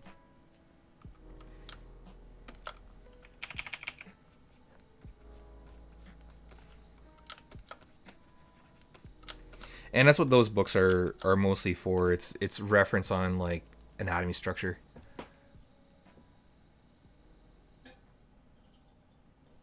Oh, right on, Thomas. Yeah, like oh yeah, oh 100%. It's lifesaver, huge. Yeah, so those of you on Twitch, I'm talking to this Goofy King guy that's popping up in the chat. His chat is kind of showcased on the side. I don't know if it's legible. But yeah, for character modeling process, I don't know of any good books out there. I'm trying to think of like what I have kicking around. Like I have one at the college, which doesn't help.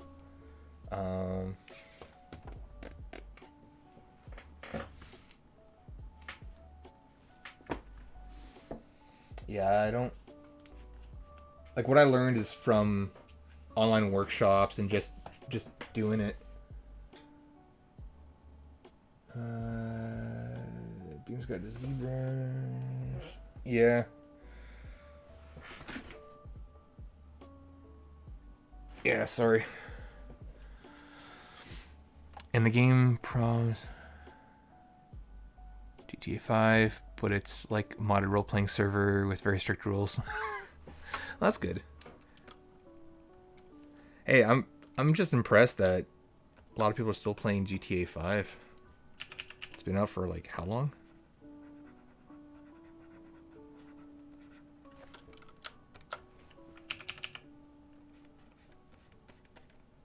But hey, the fun part, that's what matters.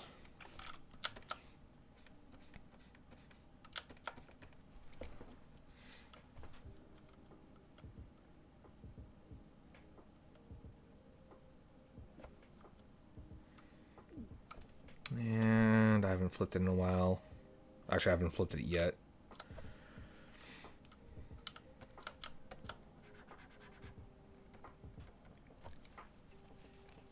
Yeah, I'm getting the habit of getting to playing them. I just haven't played many games. Well, I haven't played many games or watched many movies the past long while. It's because I've been, well, since like November, I started taking those online lessons. So I was eating up some like my spare time and creating projects because apparently I like to do that.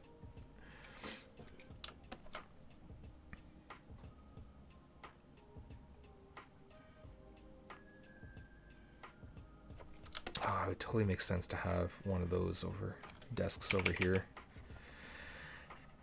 So that's where like a lot of my time has been going to, but I'm starting to like I played enough of Animal Crossing. I'm kind of like over it. I got my island situated. It's the boring daily stuff where I'm like I'm not gonna bother. I'm going back to playing Star Wars Jedi Fallen Order. I'm gonna probably start that tomorrow. Well, restart it. So I got past the like introduction stage and when the game like first came out, but I haven't touched it since. So, and Telia Rise, playing it on the Switch, and I started Dark Souls 1 on the Switch just because I haven't beaten that. I've gotten far, but I'm trying this like sorcerer build, which is actually I'm having a fun time with.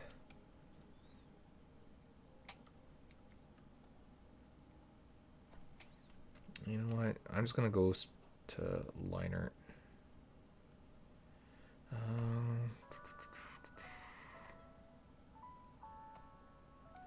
Yeah, let's just go to line art. Let's fade that out. New layer on top, and let's get one of those layer ruler, perspective ruler, 1 point. No. Straighten you out. Whoa.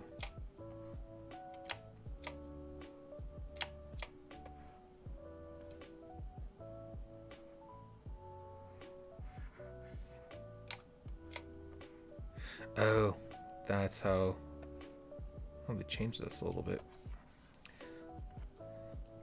So let's get you lined up more there.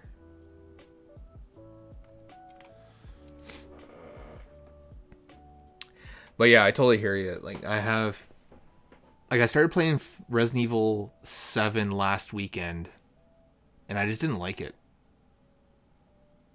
Like, it was like the game was trying to tell you run away, but then you had to fight.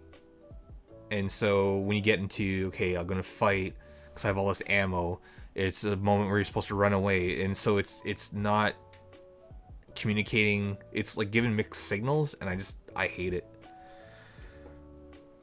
So I'm just like, I'm cool with not finishing Resident Evil 7. So that's why I'm going back into Star Wars.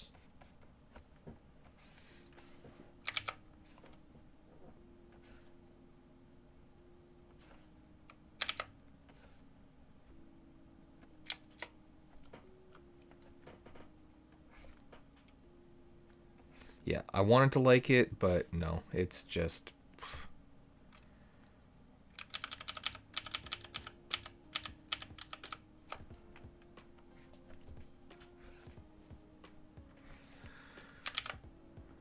Respective rulers are amazing.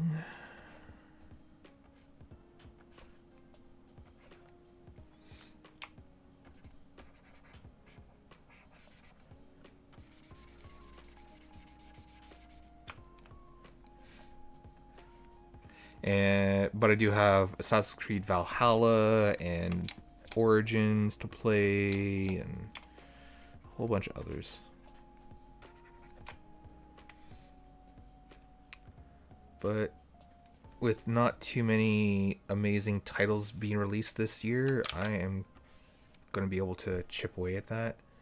And also I'm back at the telling myself I'm not allowed to buy a new one until I beat at least 2 other games.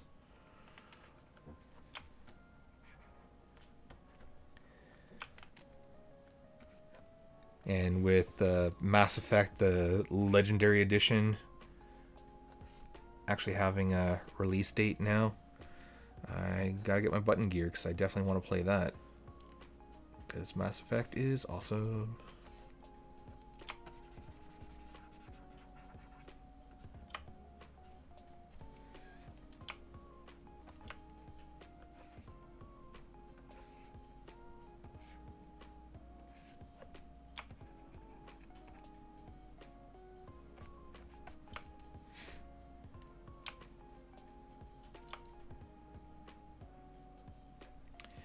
And let's find the center.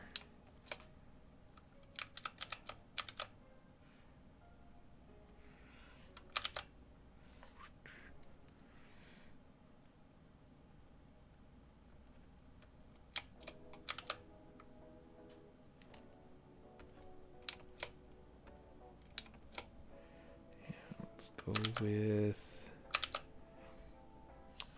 that thick.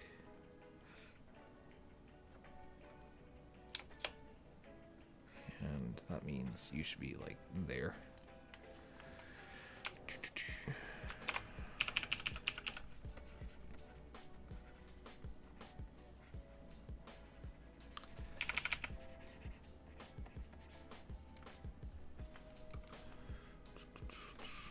Oh. Let's go back to pencil mode.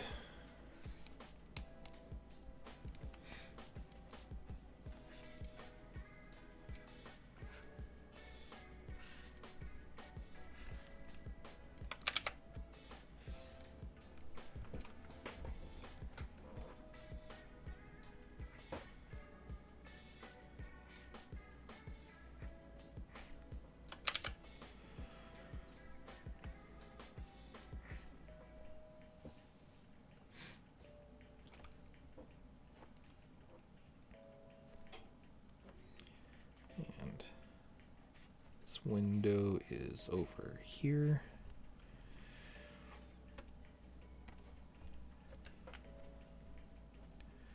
And sign I kind of want in the center.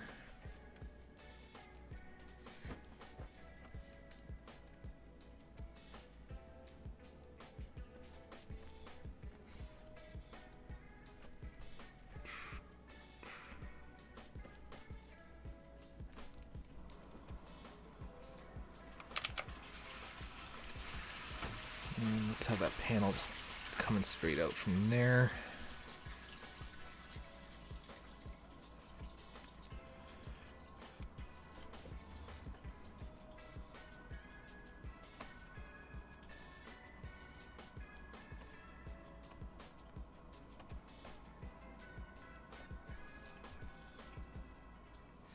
And then there's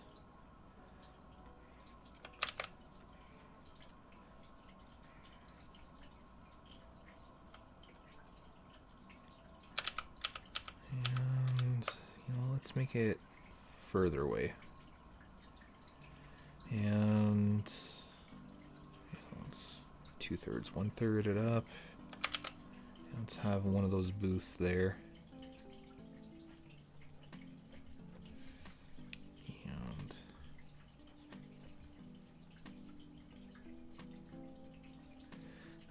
let's make this railing kind of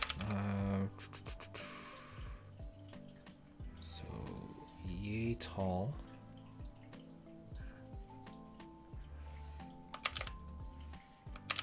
Nope, go up and down. Actually, I'm going to shrink it down a little bit because I don't want it to tangent.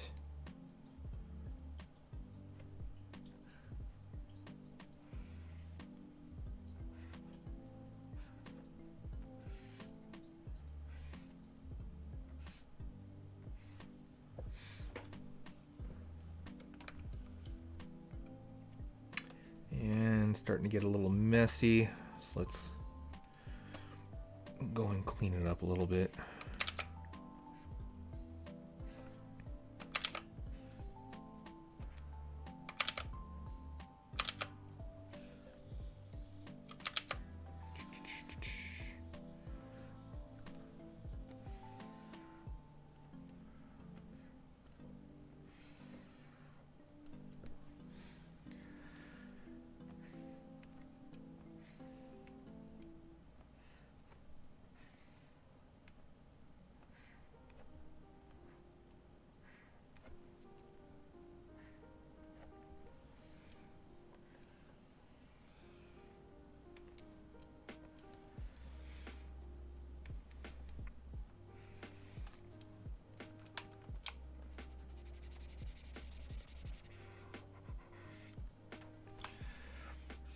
Yeah, I get super messy when I start.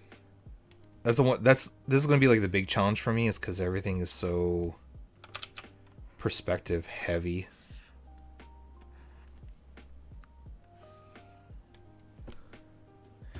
I just want to get these shapes in, because if I don't, everything else kind of falls apart a little bit, and before I move forward, so a lot of things are kind of like off.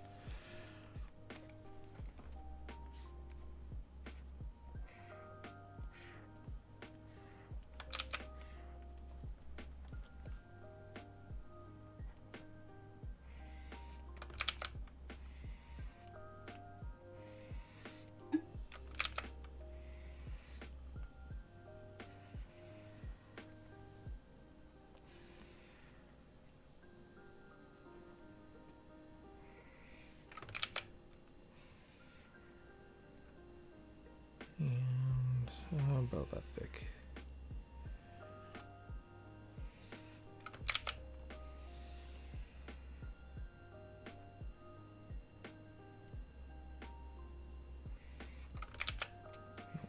Down.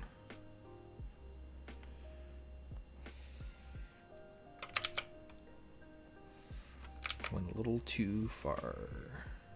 There we go.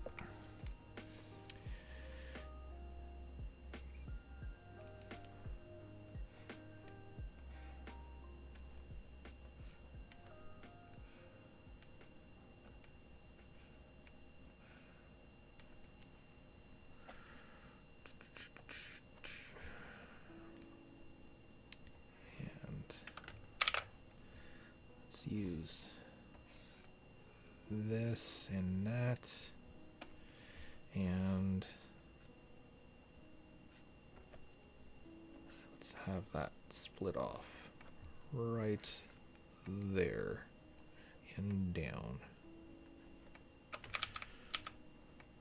That's a little off.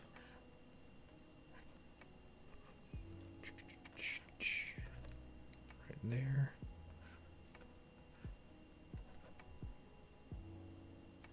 And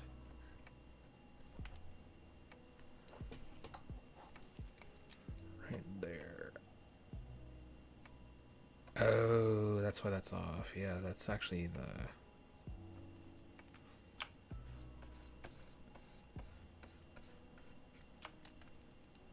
It's not the right line. That is why. It's actually... It's like almost tangents.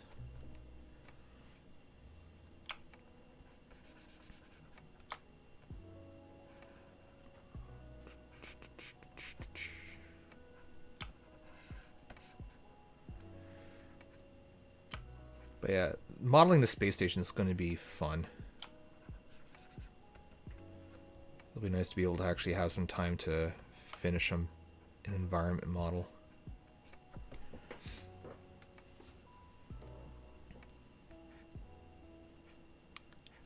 And then the characters and all that fun stuff. Rigging's going to be a pain in the butt.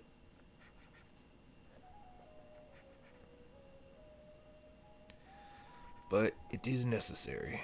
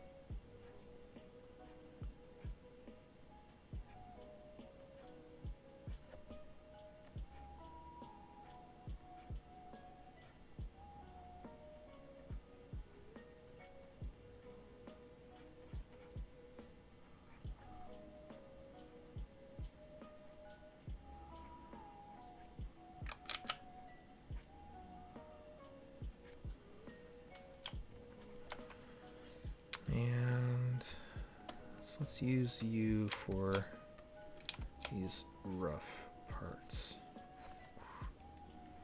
You going across and then you down. And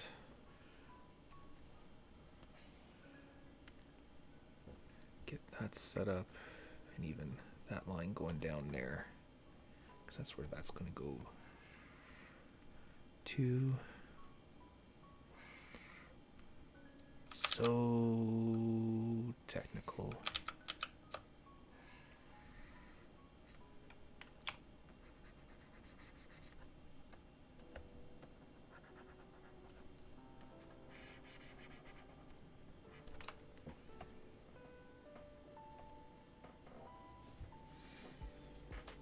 Okay, so I think this will give me enough right now in order to kind of work on. Oops. Does this have to be locked on? Yeah. So it does. So it does.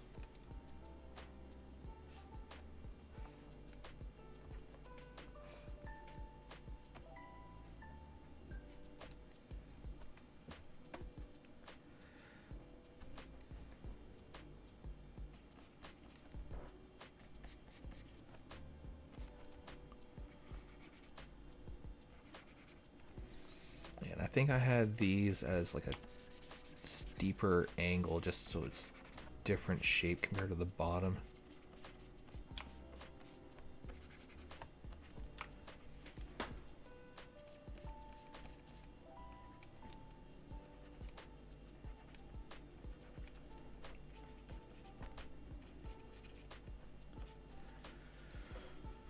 Yeah, and what I'll do is no matter where I'm at once midnight hits in 50 minutes, I'm just gonna end it right there and call it a night.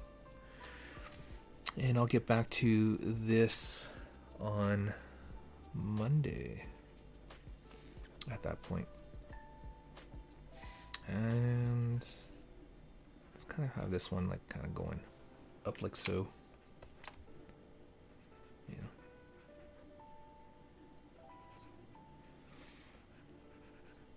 Like driver rules up in North America. Keep to the right.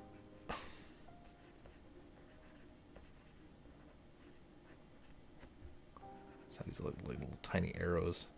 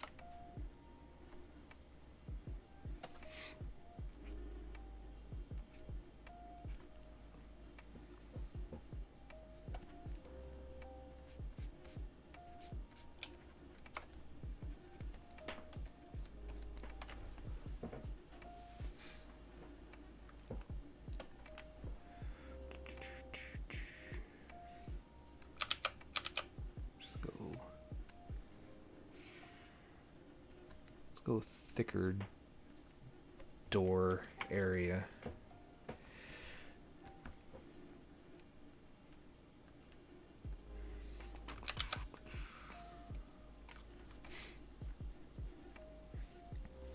And maybe this door is also kind of partially out.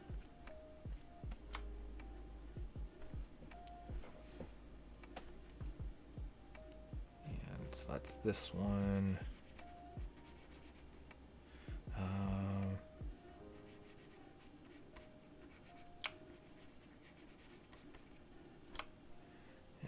Door has that much thickness, so it's gonna almost, and that's gonna pass over.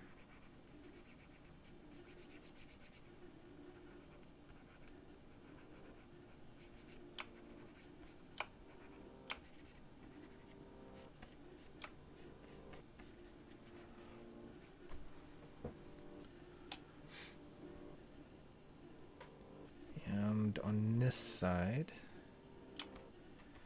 there's probably going to be some like lock mechanism thing.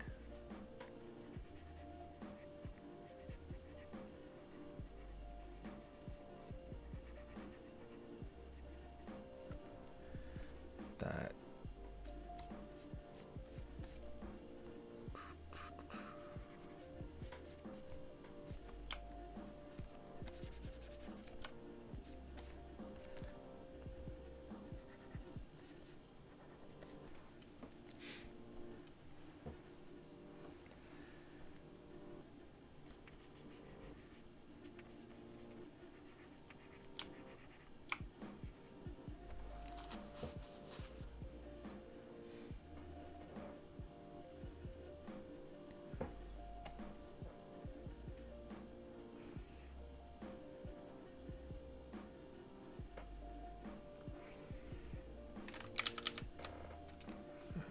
so go across, down, across, and up. I should do that on this layer.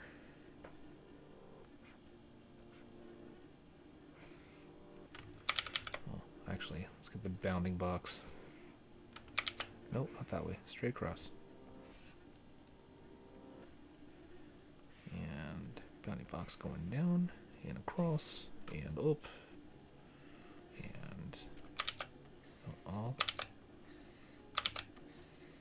across, there we go. And there.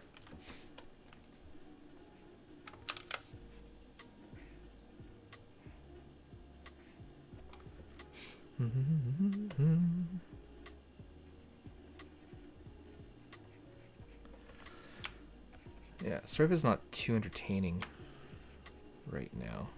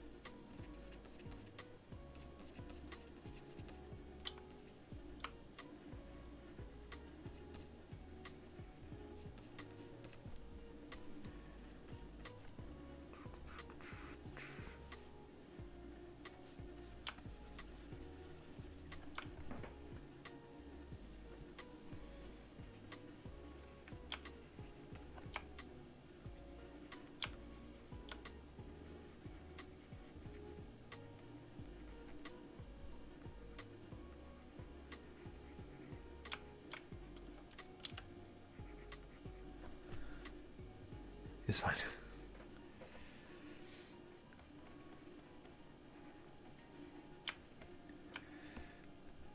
Yeah, that's the one thing with these kinds of backgrounds. It's just it's a process for me. But at least here I can start being like a little looser with it. Let's flip this back.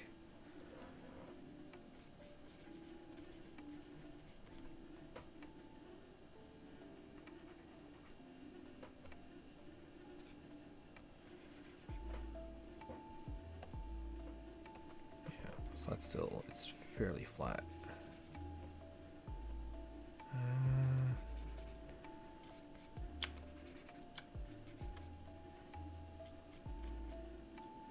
Just doodling in the back to just de-stress.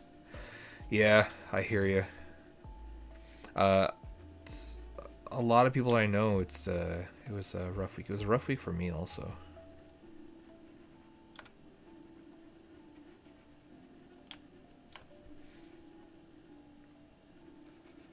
So I feel you there. And a bunch of other people I know, it's they've said the same thing. There's just been one of those weeks.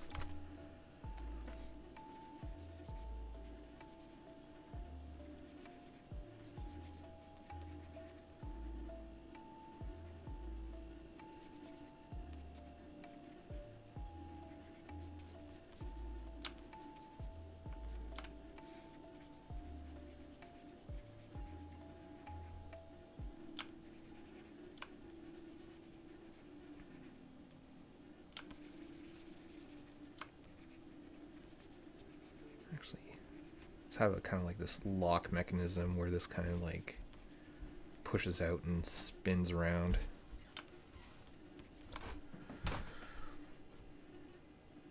Yeah, pretty much. Pretty much. And then here, since this is kind of like open, it's kind of like pushed in a little bit more, rotated that way.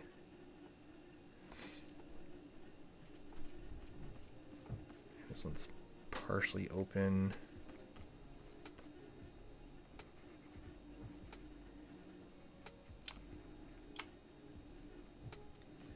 And there's like an indent in that space.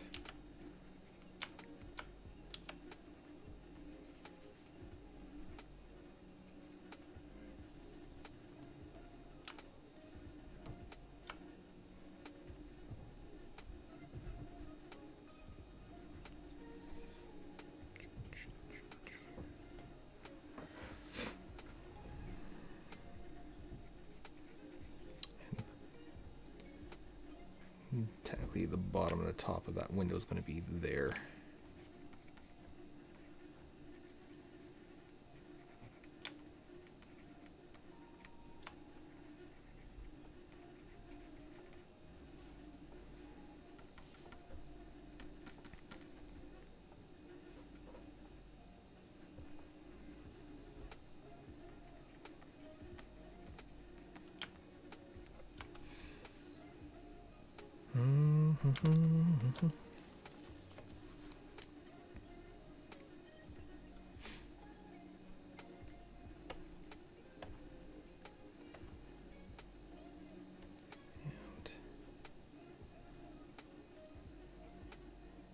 So counter's probably gonna be like that tall.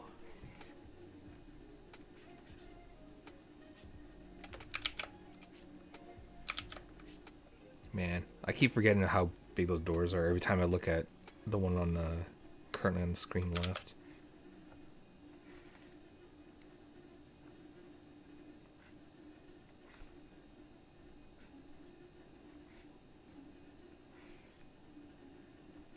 So about there.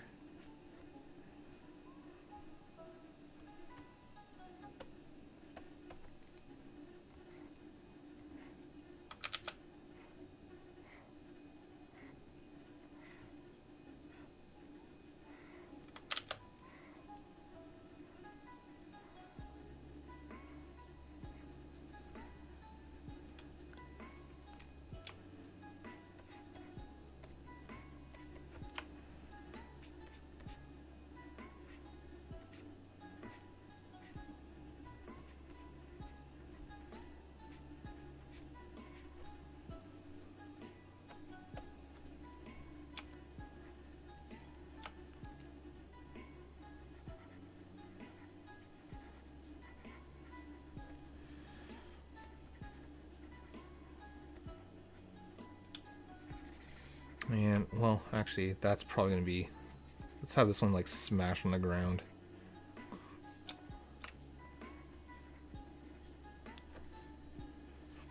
Maybe this one's, like, not even there. Hey, welcome back to Goofy. How's it going?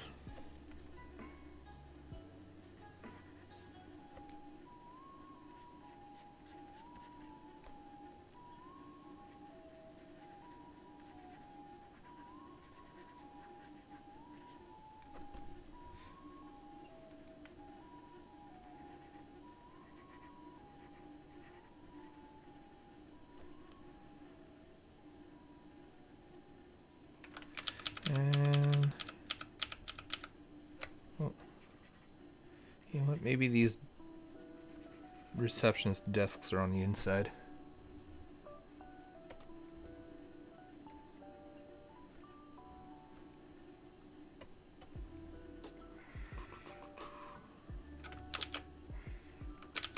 No. Come on. There we go.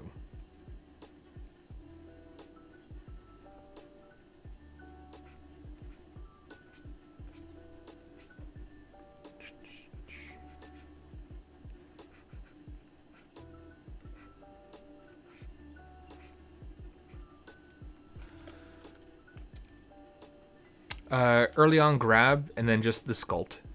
Grab for pushing and pulling the shapes. You want the big shapes first. Don't push on the small shapes. Get the big shapes first.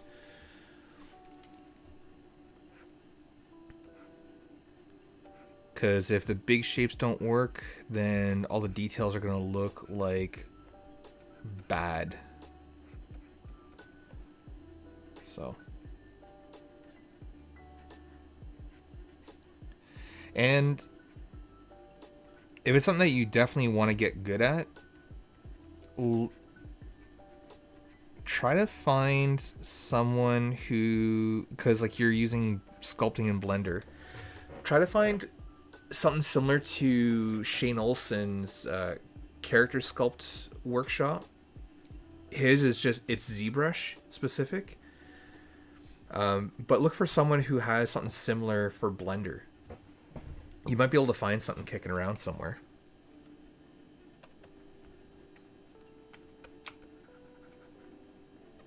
I don't know where to go for that, because any professional I know is, we use ZBrush. But I'm sure there's something kicking around out there on the internet that is kind of similar.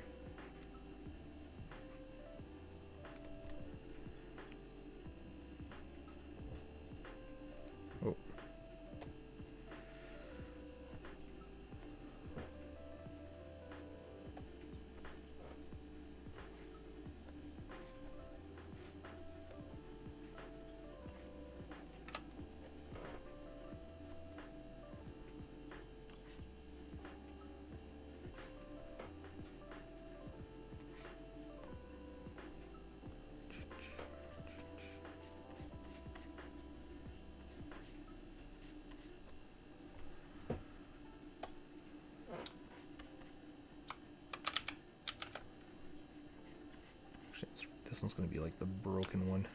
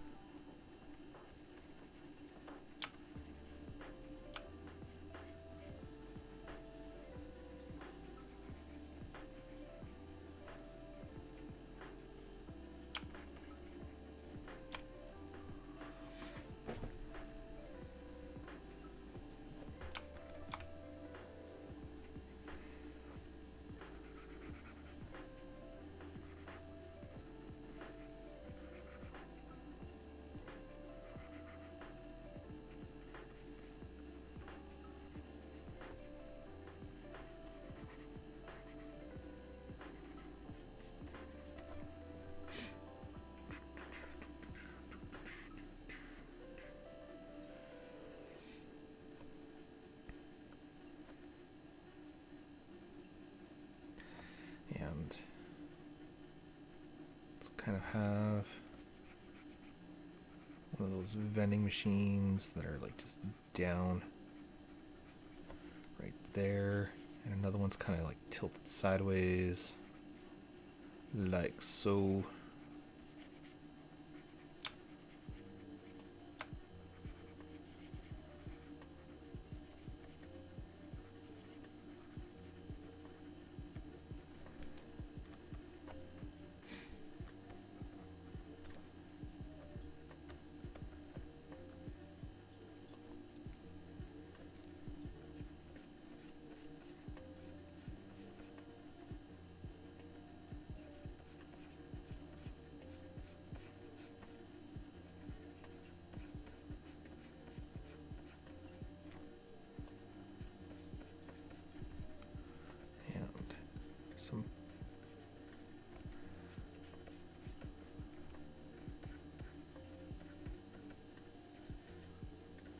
Some smaller pipes.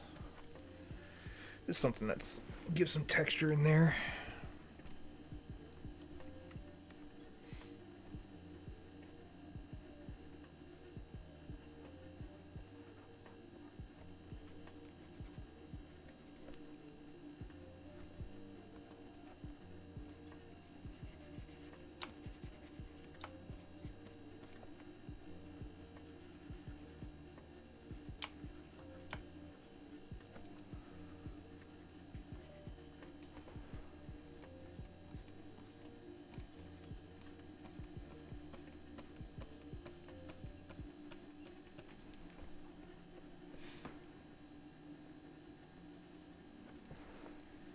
There's a little bit of thickness in this guy.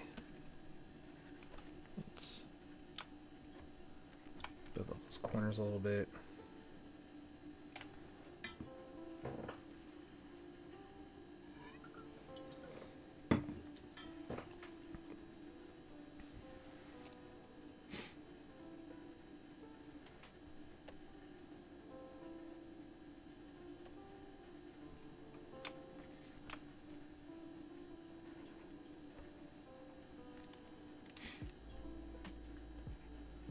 So let's get some seats over here.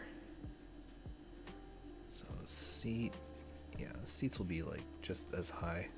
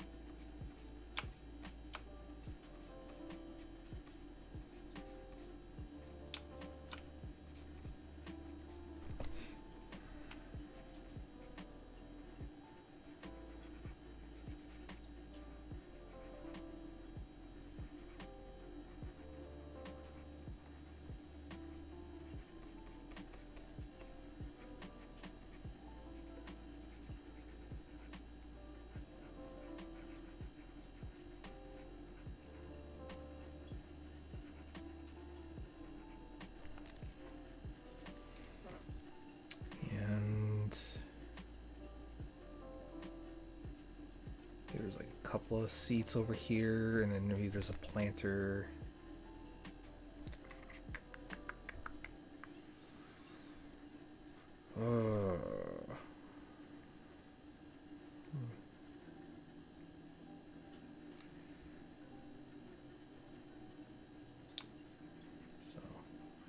So like one chair is kind of off on its side.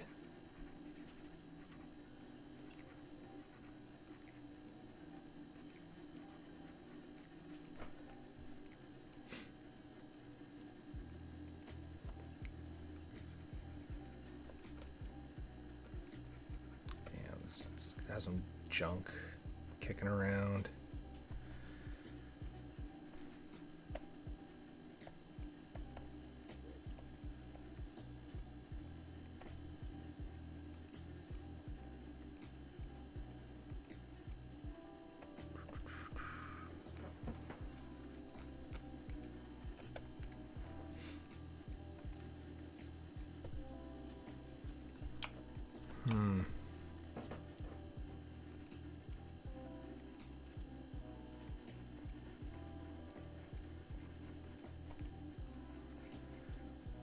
Ugh, I hate technical drawings. They're so not fun. Like, this will look good when it's done. I know that. It's just such a struggle for me. I think I'm just being too specific right away. Alright. So this is supposed to be plants right here. So let's like, they haven't been treated. Nobody's like gone here in order to water them or anything. So it's just like they're just shrivel up and dead.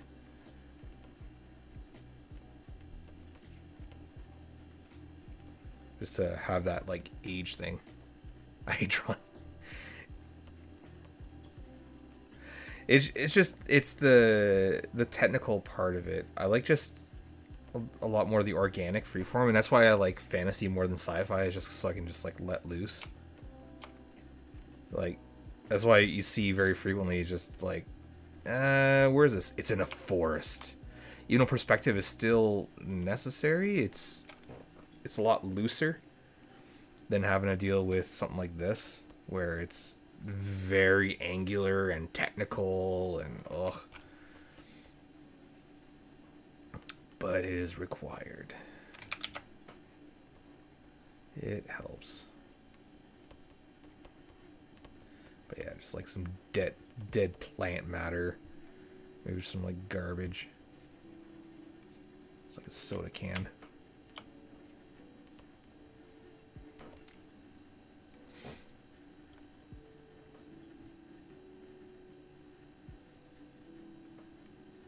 But yeah, it'll look better once I start getting more elements in there.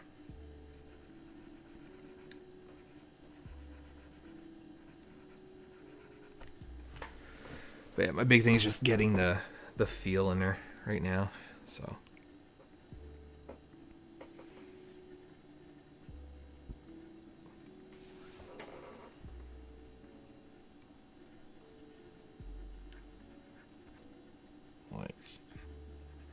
like even the signage.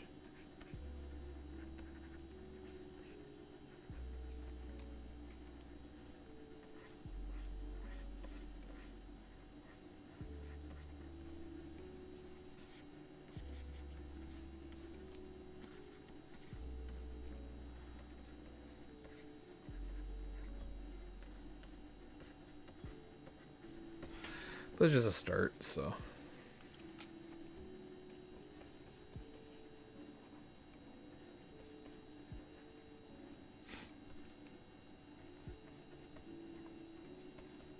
I think part of it too is just because I'm designing as I go. I'll have some individual sketches of the doors specifically, these signs, the windows. Because I think it'd be nice to have the windows kind of like pieced out a little different.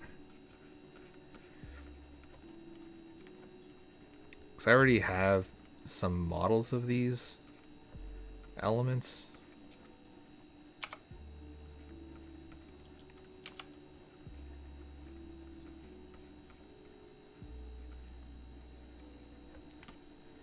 So it'll just be nice to get a little bit more shapes in there.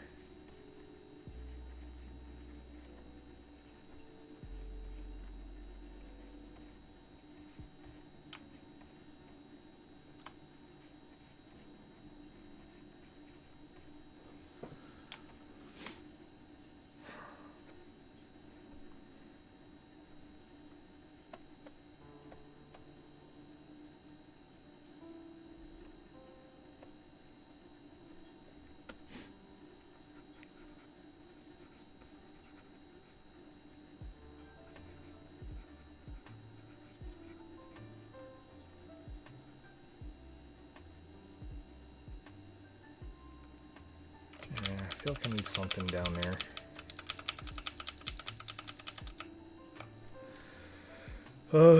Excuse me.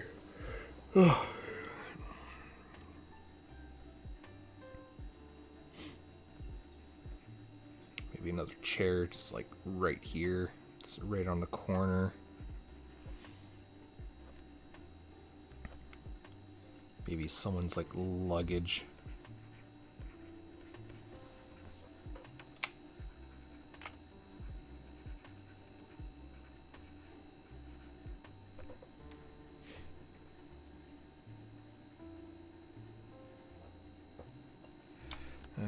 You know what? Let's give him numbers.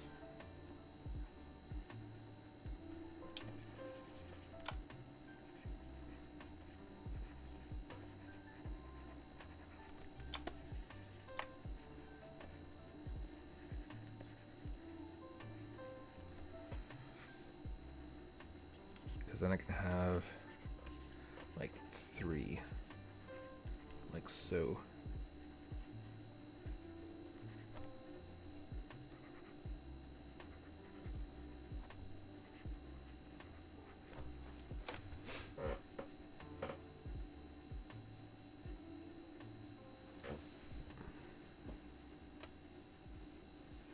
And, you know, while I'm at it,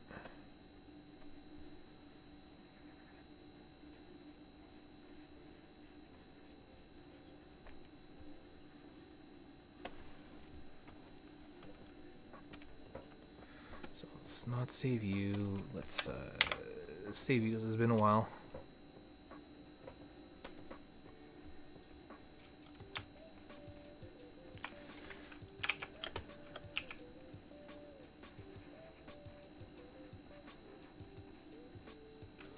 Your head's going to be a little smaller than that.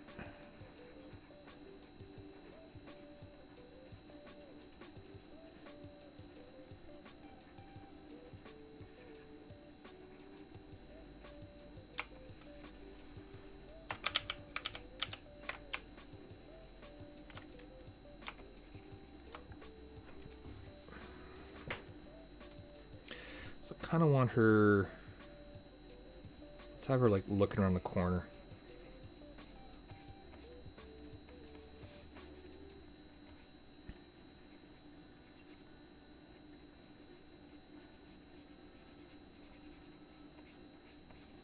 Let's tell a little bit more of a story.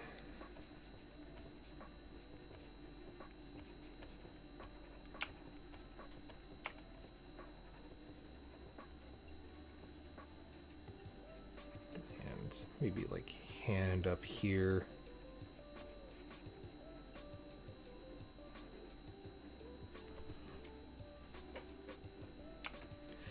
Yeah, and right now this is looking super pixelated because I just have the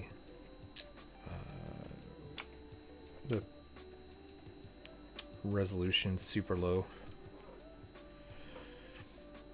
And the Reggies, I kind of want them this high. So if they're that high here,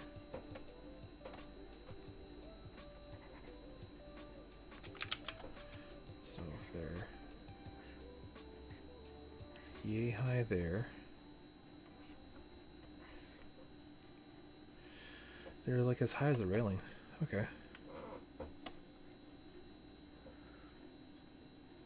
Yeah, it's the same location. It's that's kind of like this game. It was originally with Levy, that idea, but I'm just gonna. I was like, maybe I'll just like clean up Levy's design a little bit. And I'm like, no. Let's go new. But I'm just gonna reuse the same concept. So that's what this location is, and that whole everything. Yeah. So I was like, it's a simpler idea overall, and at least this way, as I revisit, I can revamp the designs. But yeah, it's exactly that. Except the doors are bigger now too. Because before, the scale of it, the top of Levy's head, like Levy would be like that tall, and that's how small the space was before. Well, it's right here. So.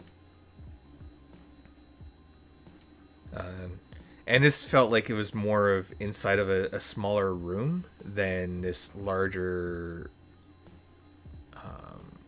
airport kind of vibe. Because that's what I was getting with a lot of these photos. Just like there's a lot more space.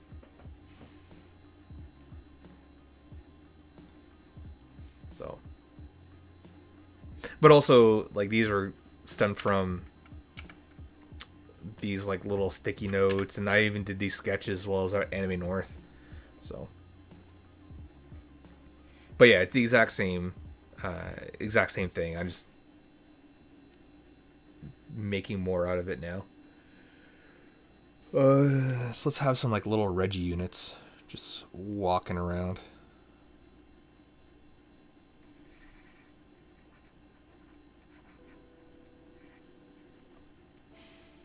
And, maybe there's one that's just... One is beat up and it's on the ground, like right here.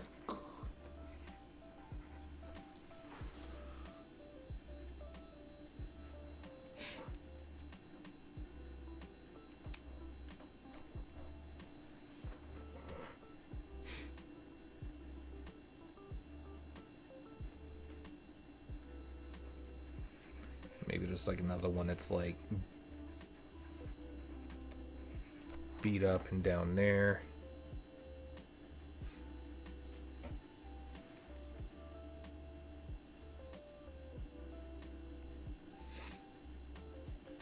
Maybe there's one that she doesn't see that's just like walking down.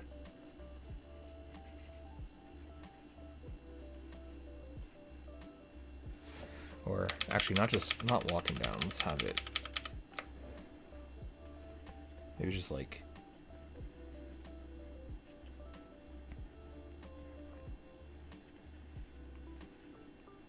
Maybe just like scanning or something like that.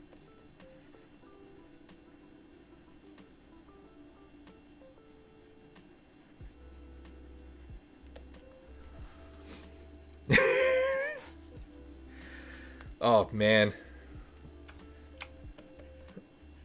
Yeah, I remember when he was finally named Reggie 6.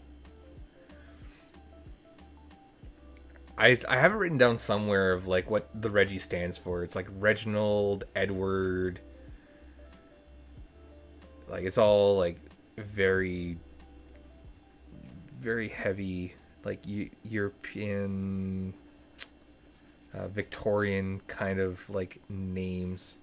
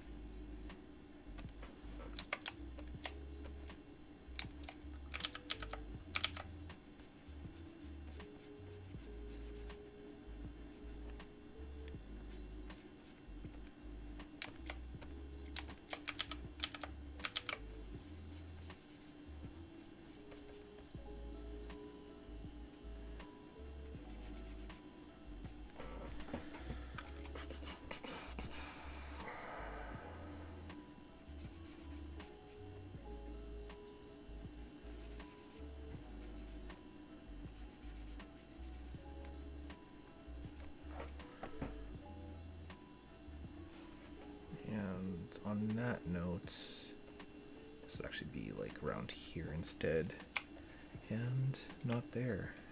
But there would be a second one, probably like, yeah, a little later. Probably like around there.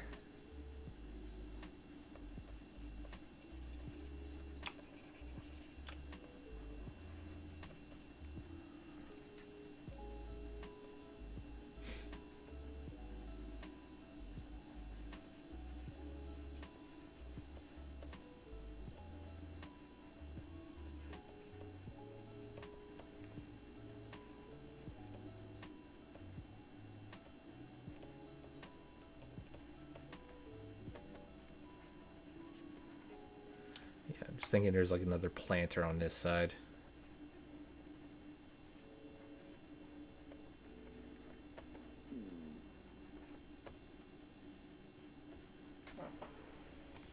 You kind of see the edge of it.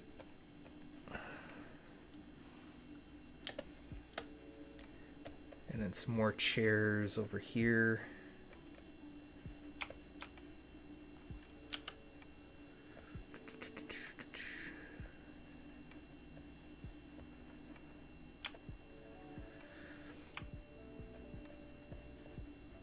But yeah, like originally with Levy, like all the like this whole entire idea, like game idea, stemmed from all those models that I had to do for 3D animation class to prepare for it. And I was like, I like these characters. Let's make something out of it.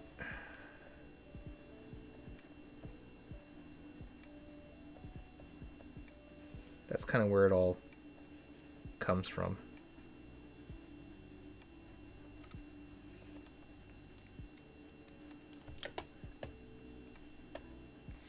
That's right. And there's like, oh wow, these are huge. I took a moment just like to take a look at the scaling of like, oh no, they're fine.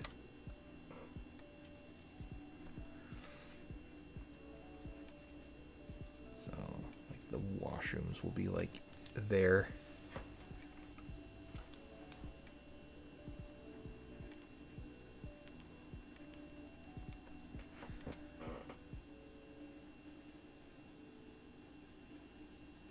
Oh, yeah, that always happens.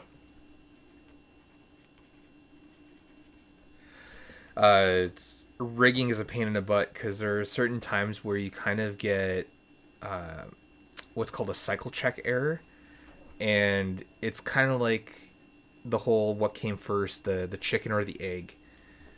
You know, some people say it's the egg, but you know you need the chicken in order to lay the egg, but the chicken comes from the egg kind of deal. So it's just like it's this never-ending infinite loop which can crash Maya, but luckily Maya kind of it gives you this like cycle check error thing, and it just kind of like stops at a certain point before bad things happen. But yeah, they're not fun.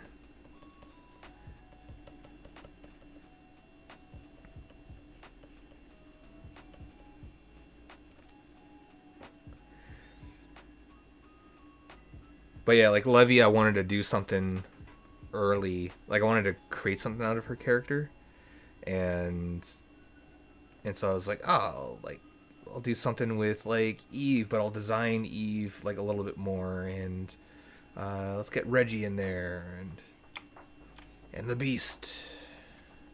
So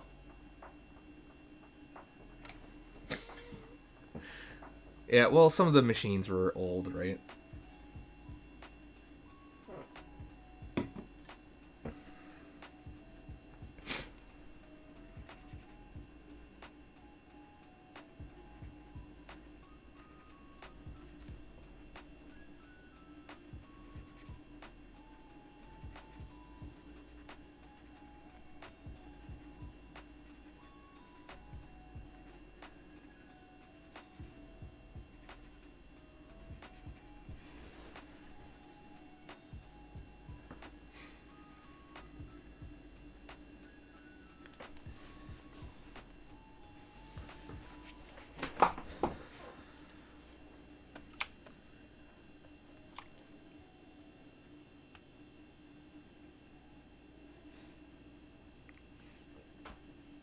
But yeah, the one thing I wanted with this piece was getting the feel of the start of the game where you're just walking in and just everything's in ruin.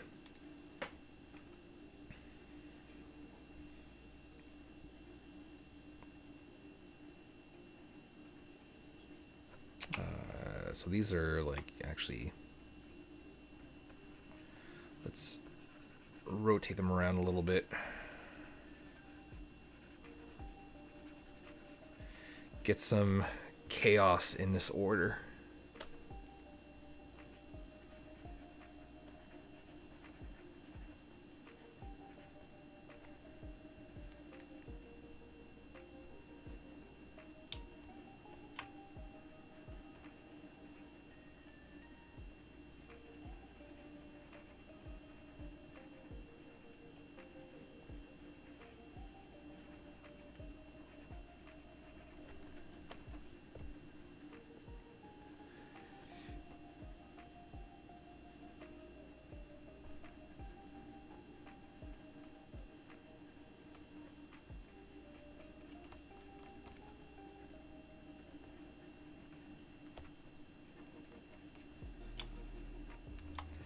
Yeah, I don't even know what I want to texture the floors as yet.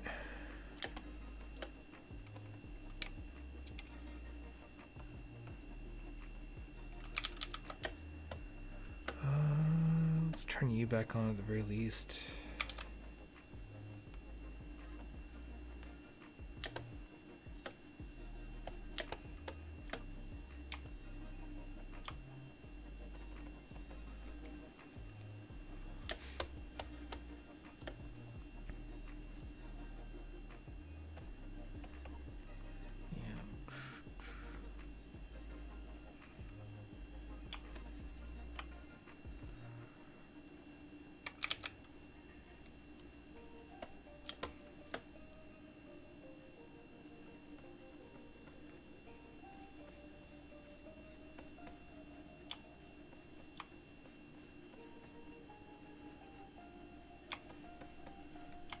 Let's put you on too. But yeah, this whole vibe with the sci-fi feel, I just want this like kind of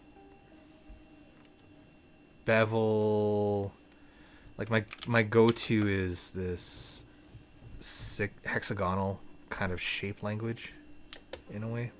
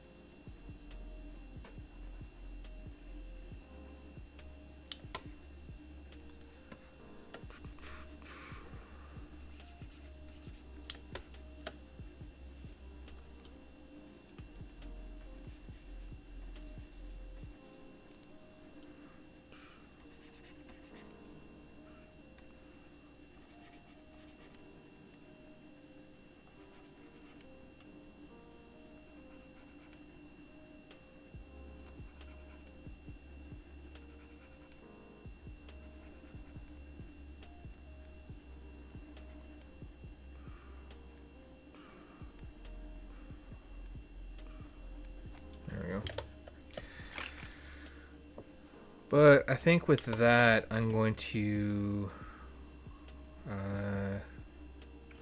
call it as it is for now. Am I missing any big elements that's in here? No, I pretty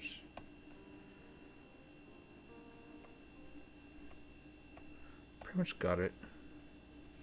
So I think what I'm going to do here is I'm going to leave this saved as version 1, but I'm going to up the resolution. Let's up you to 300 deeps.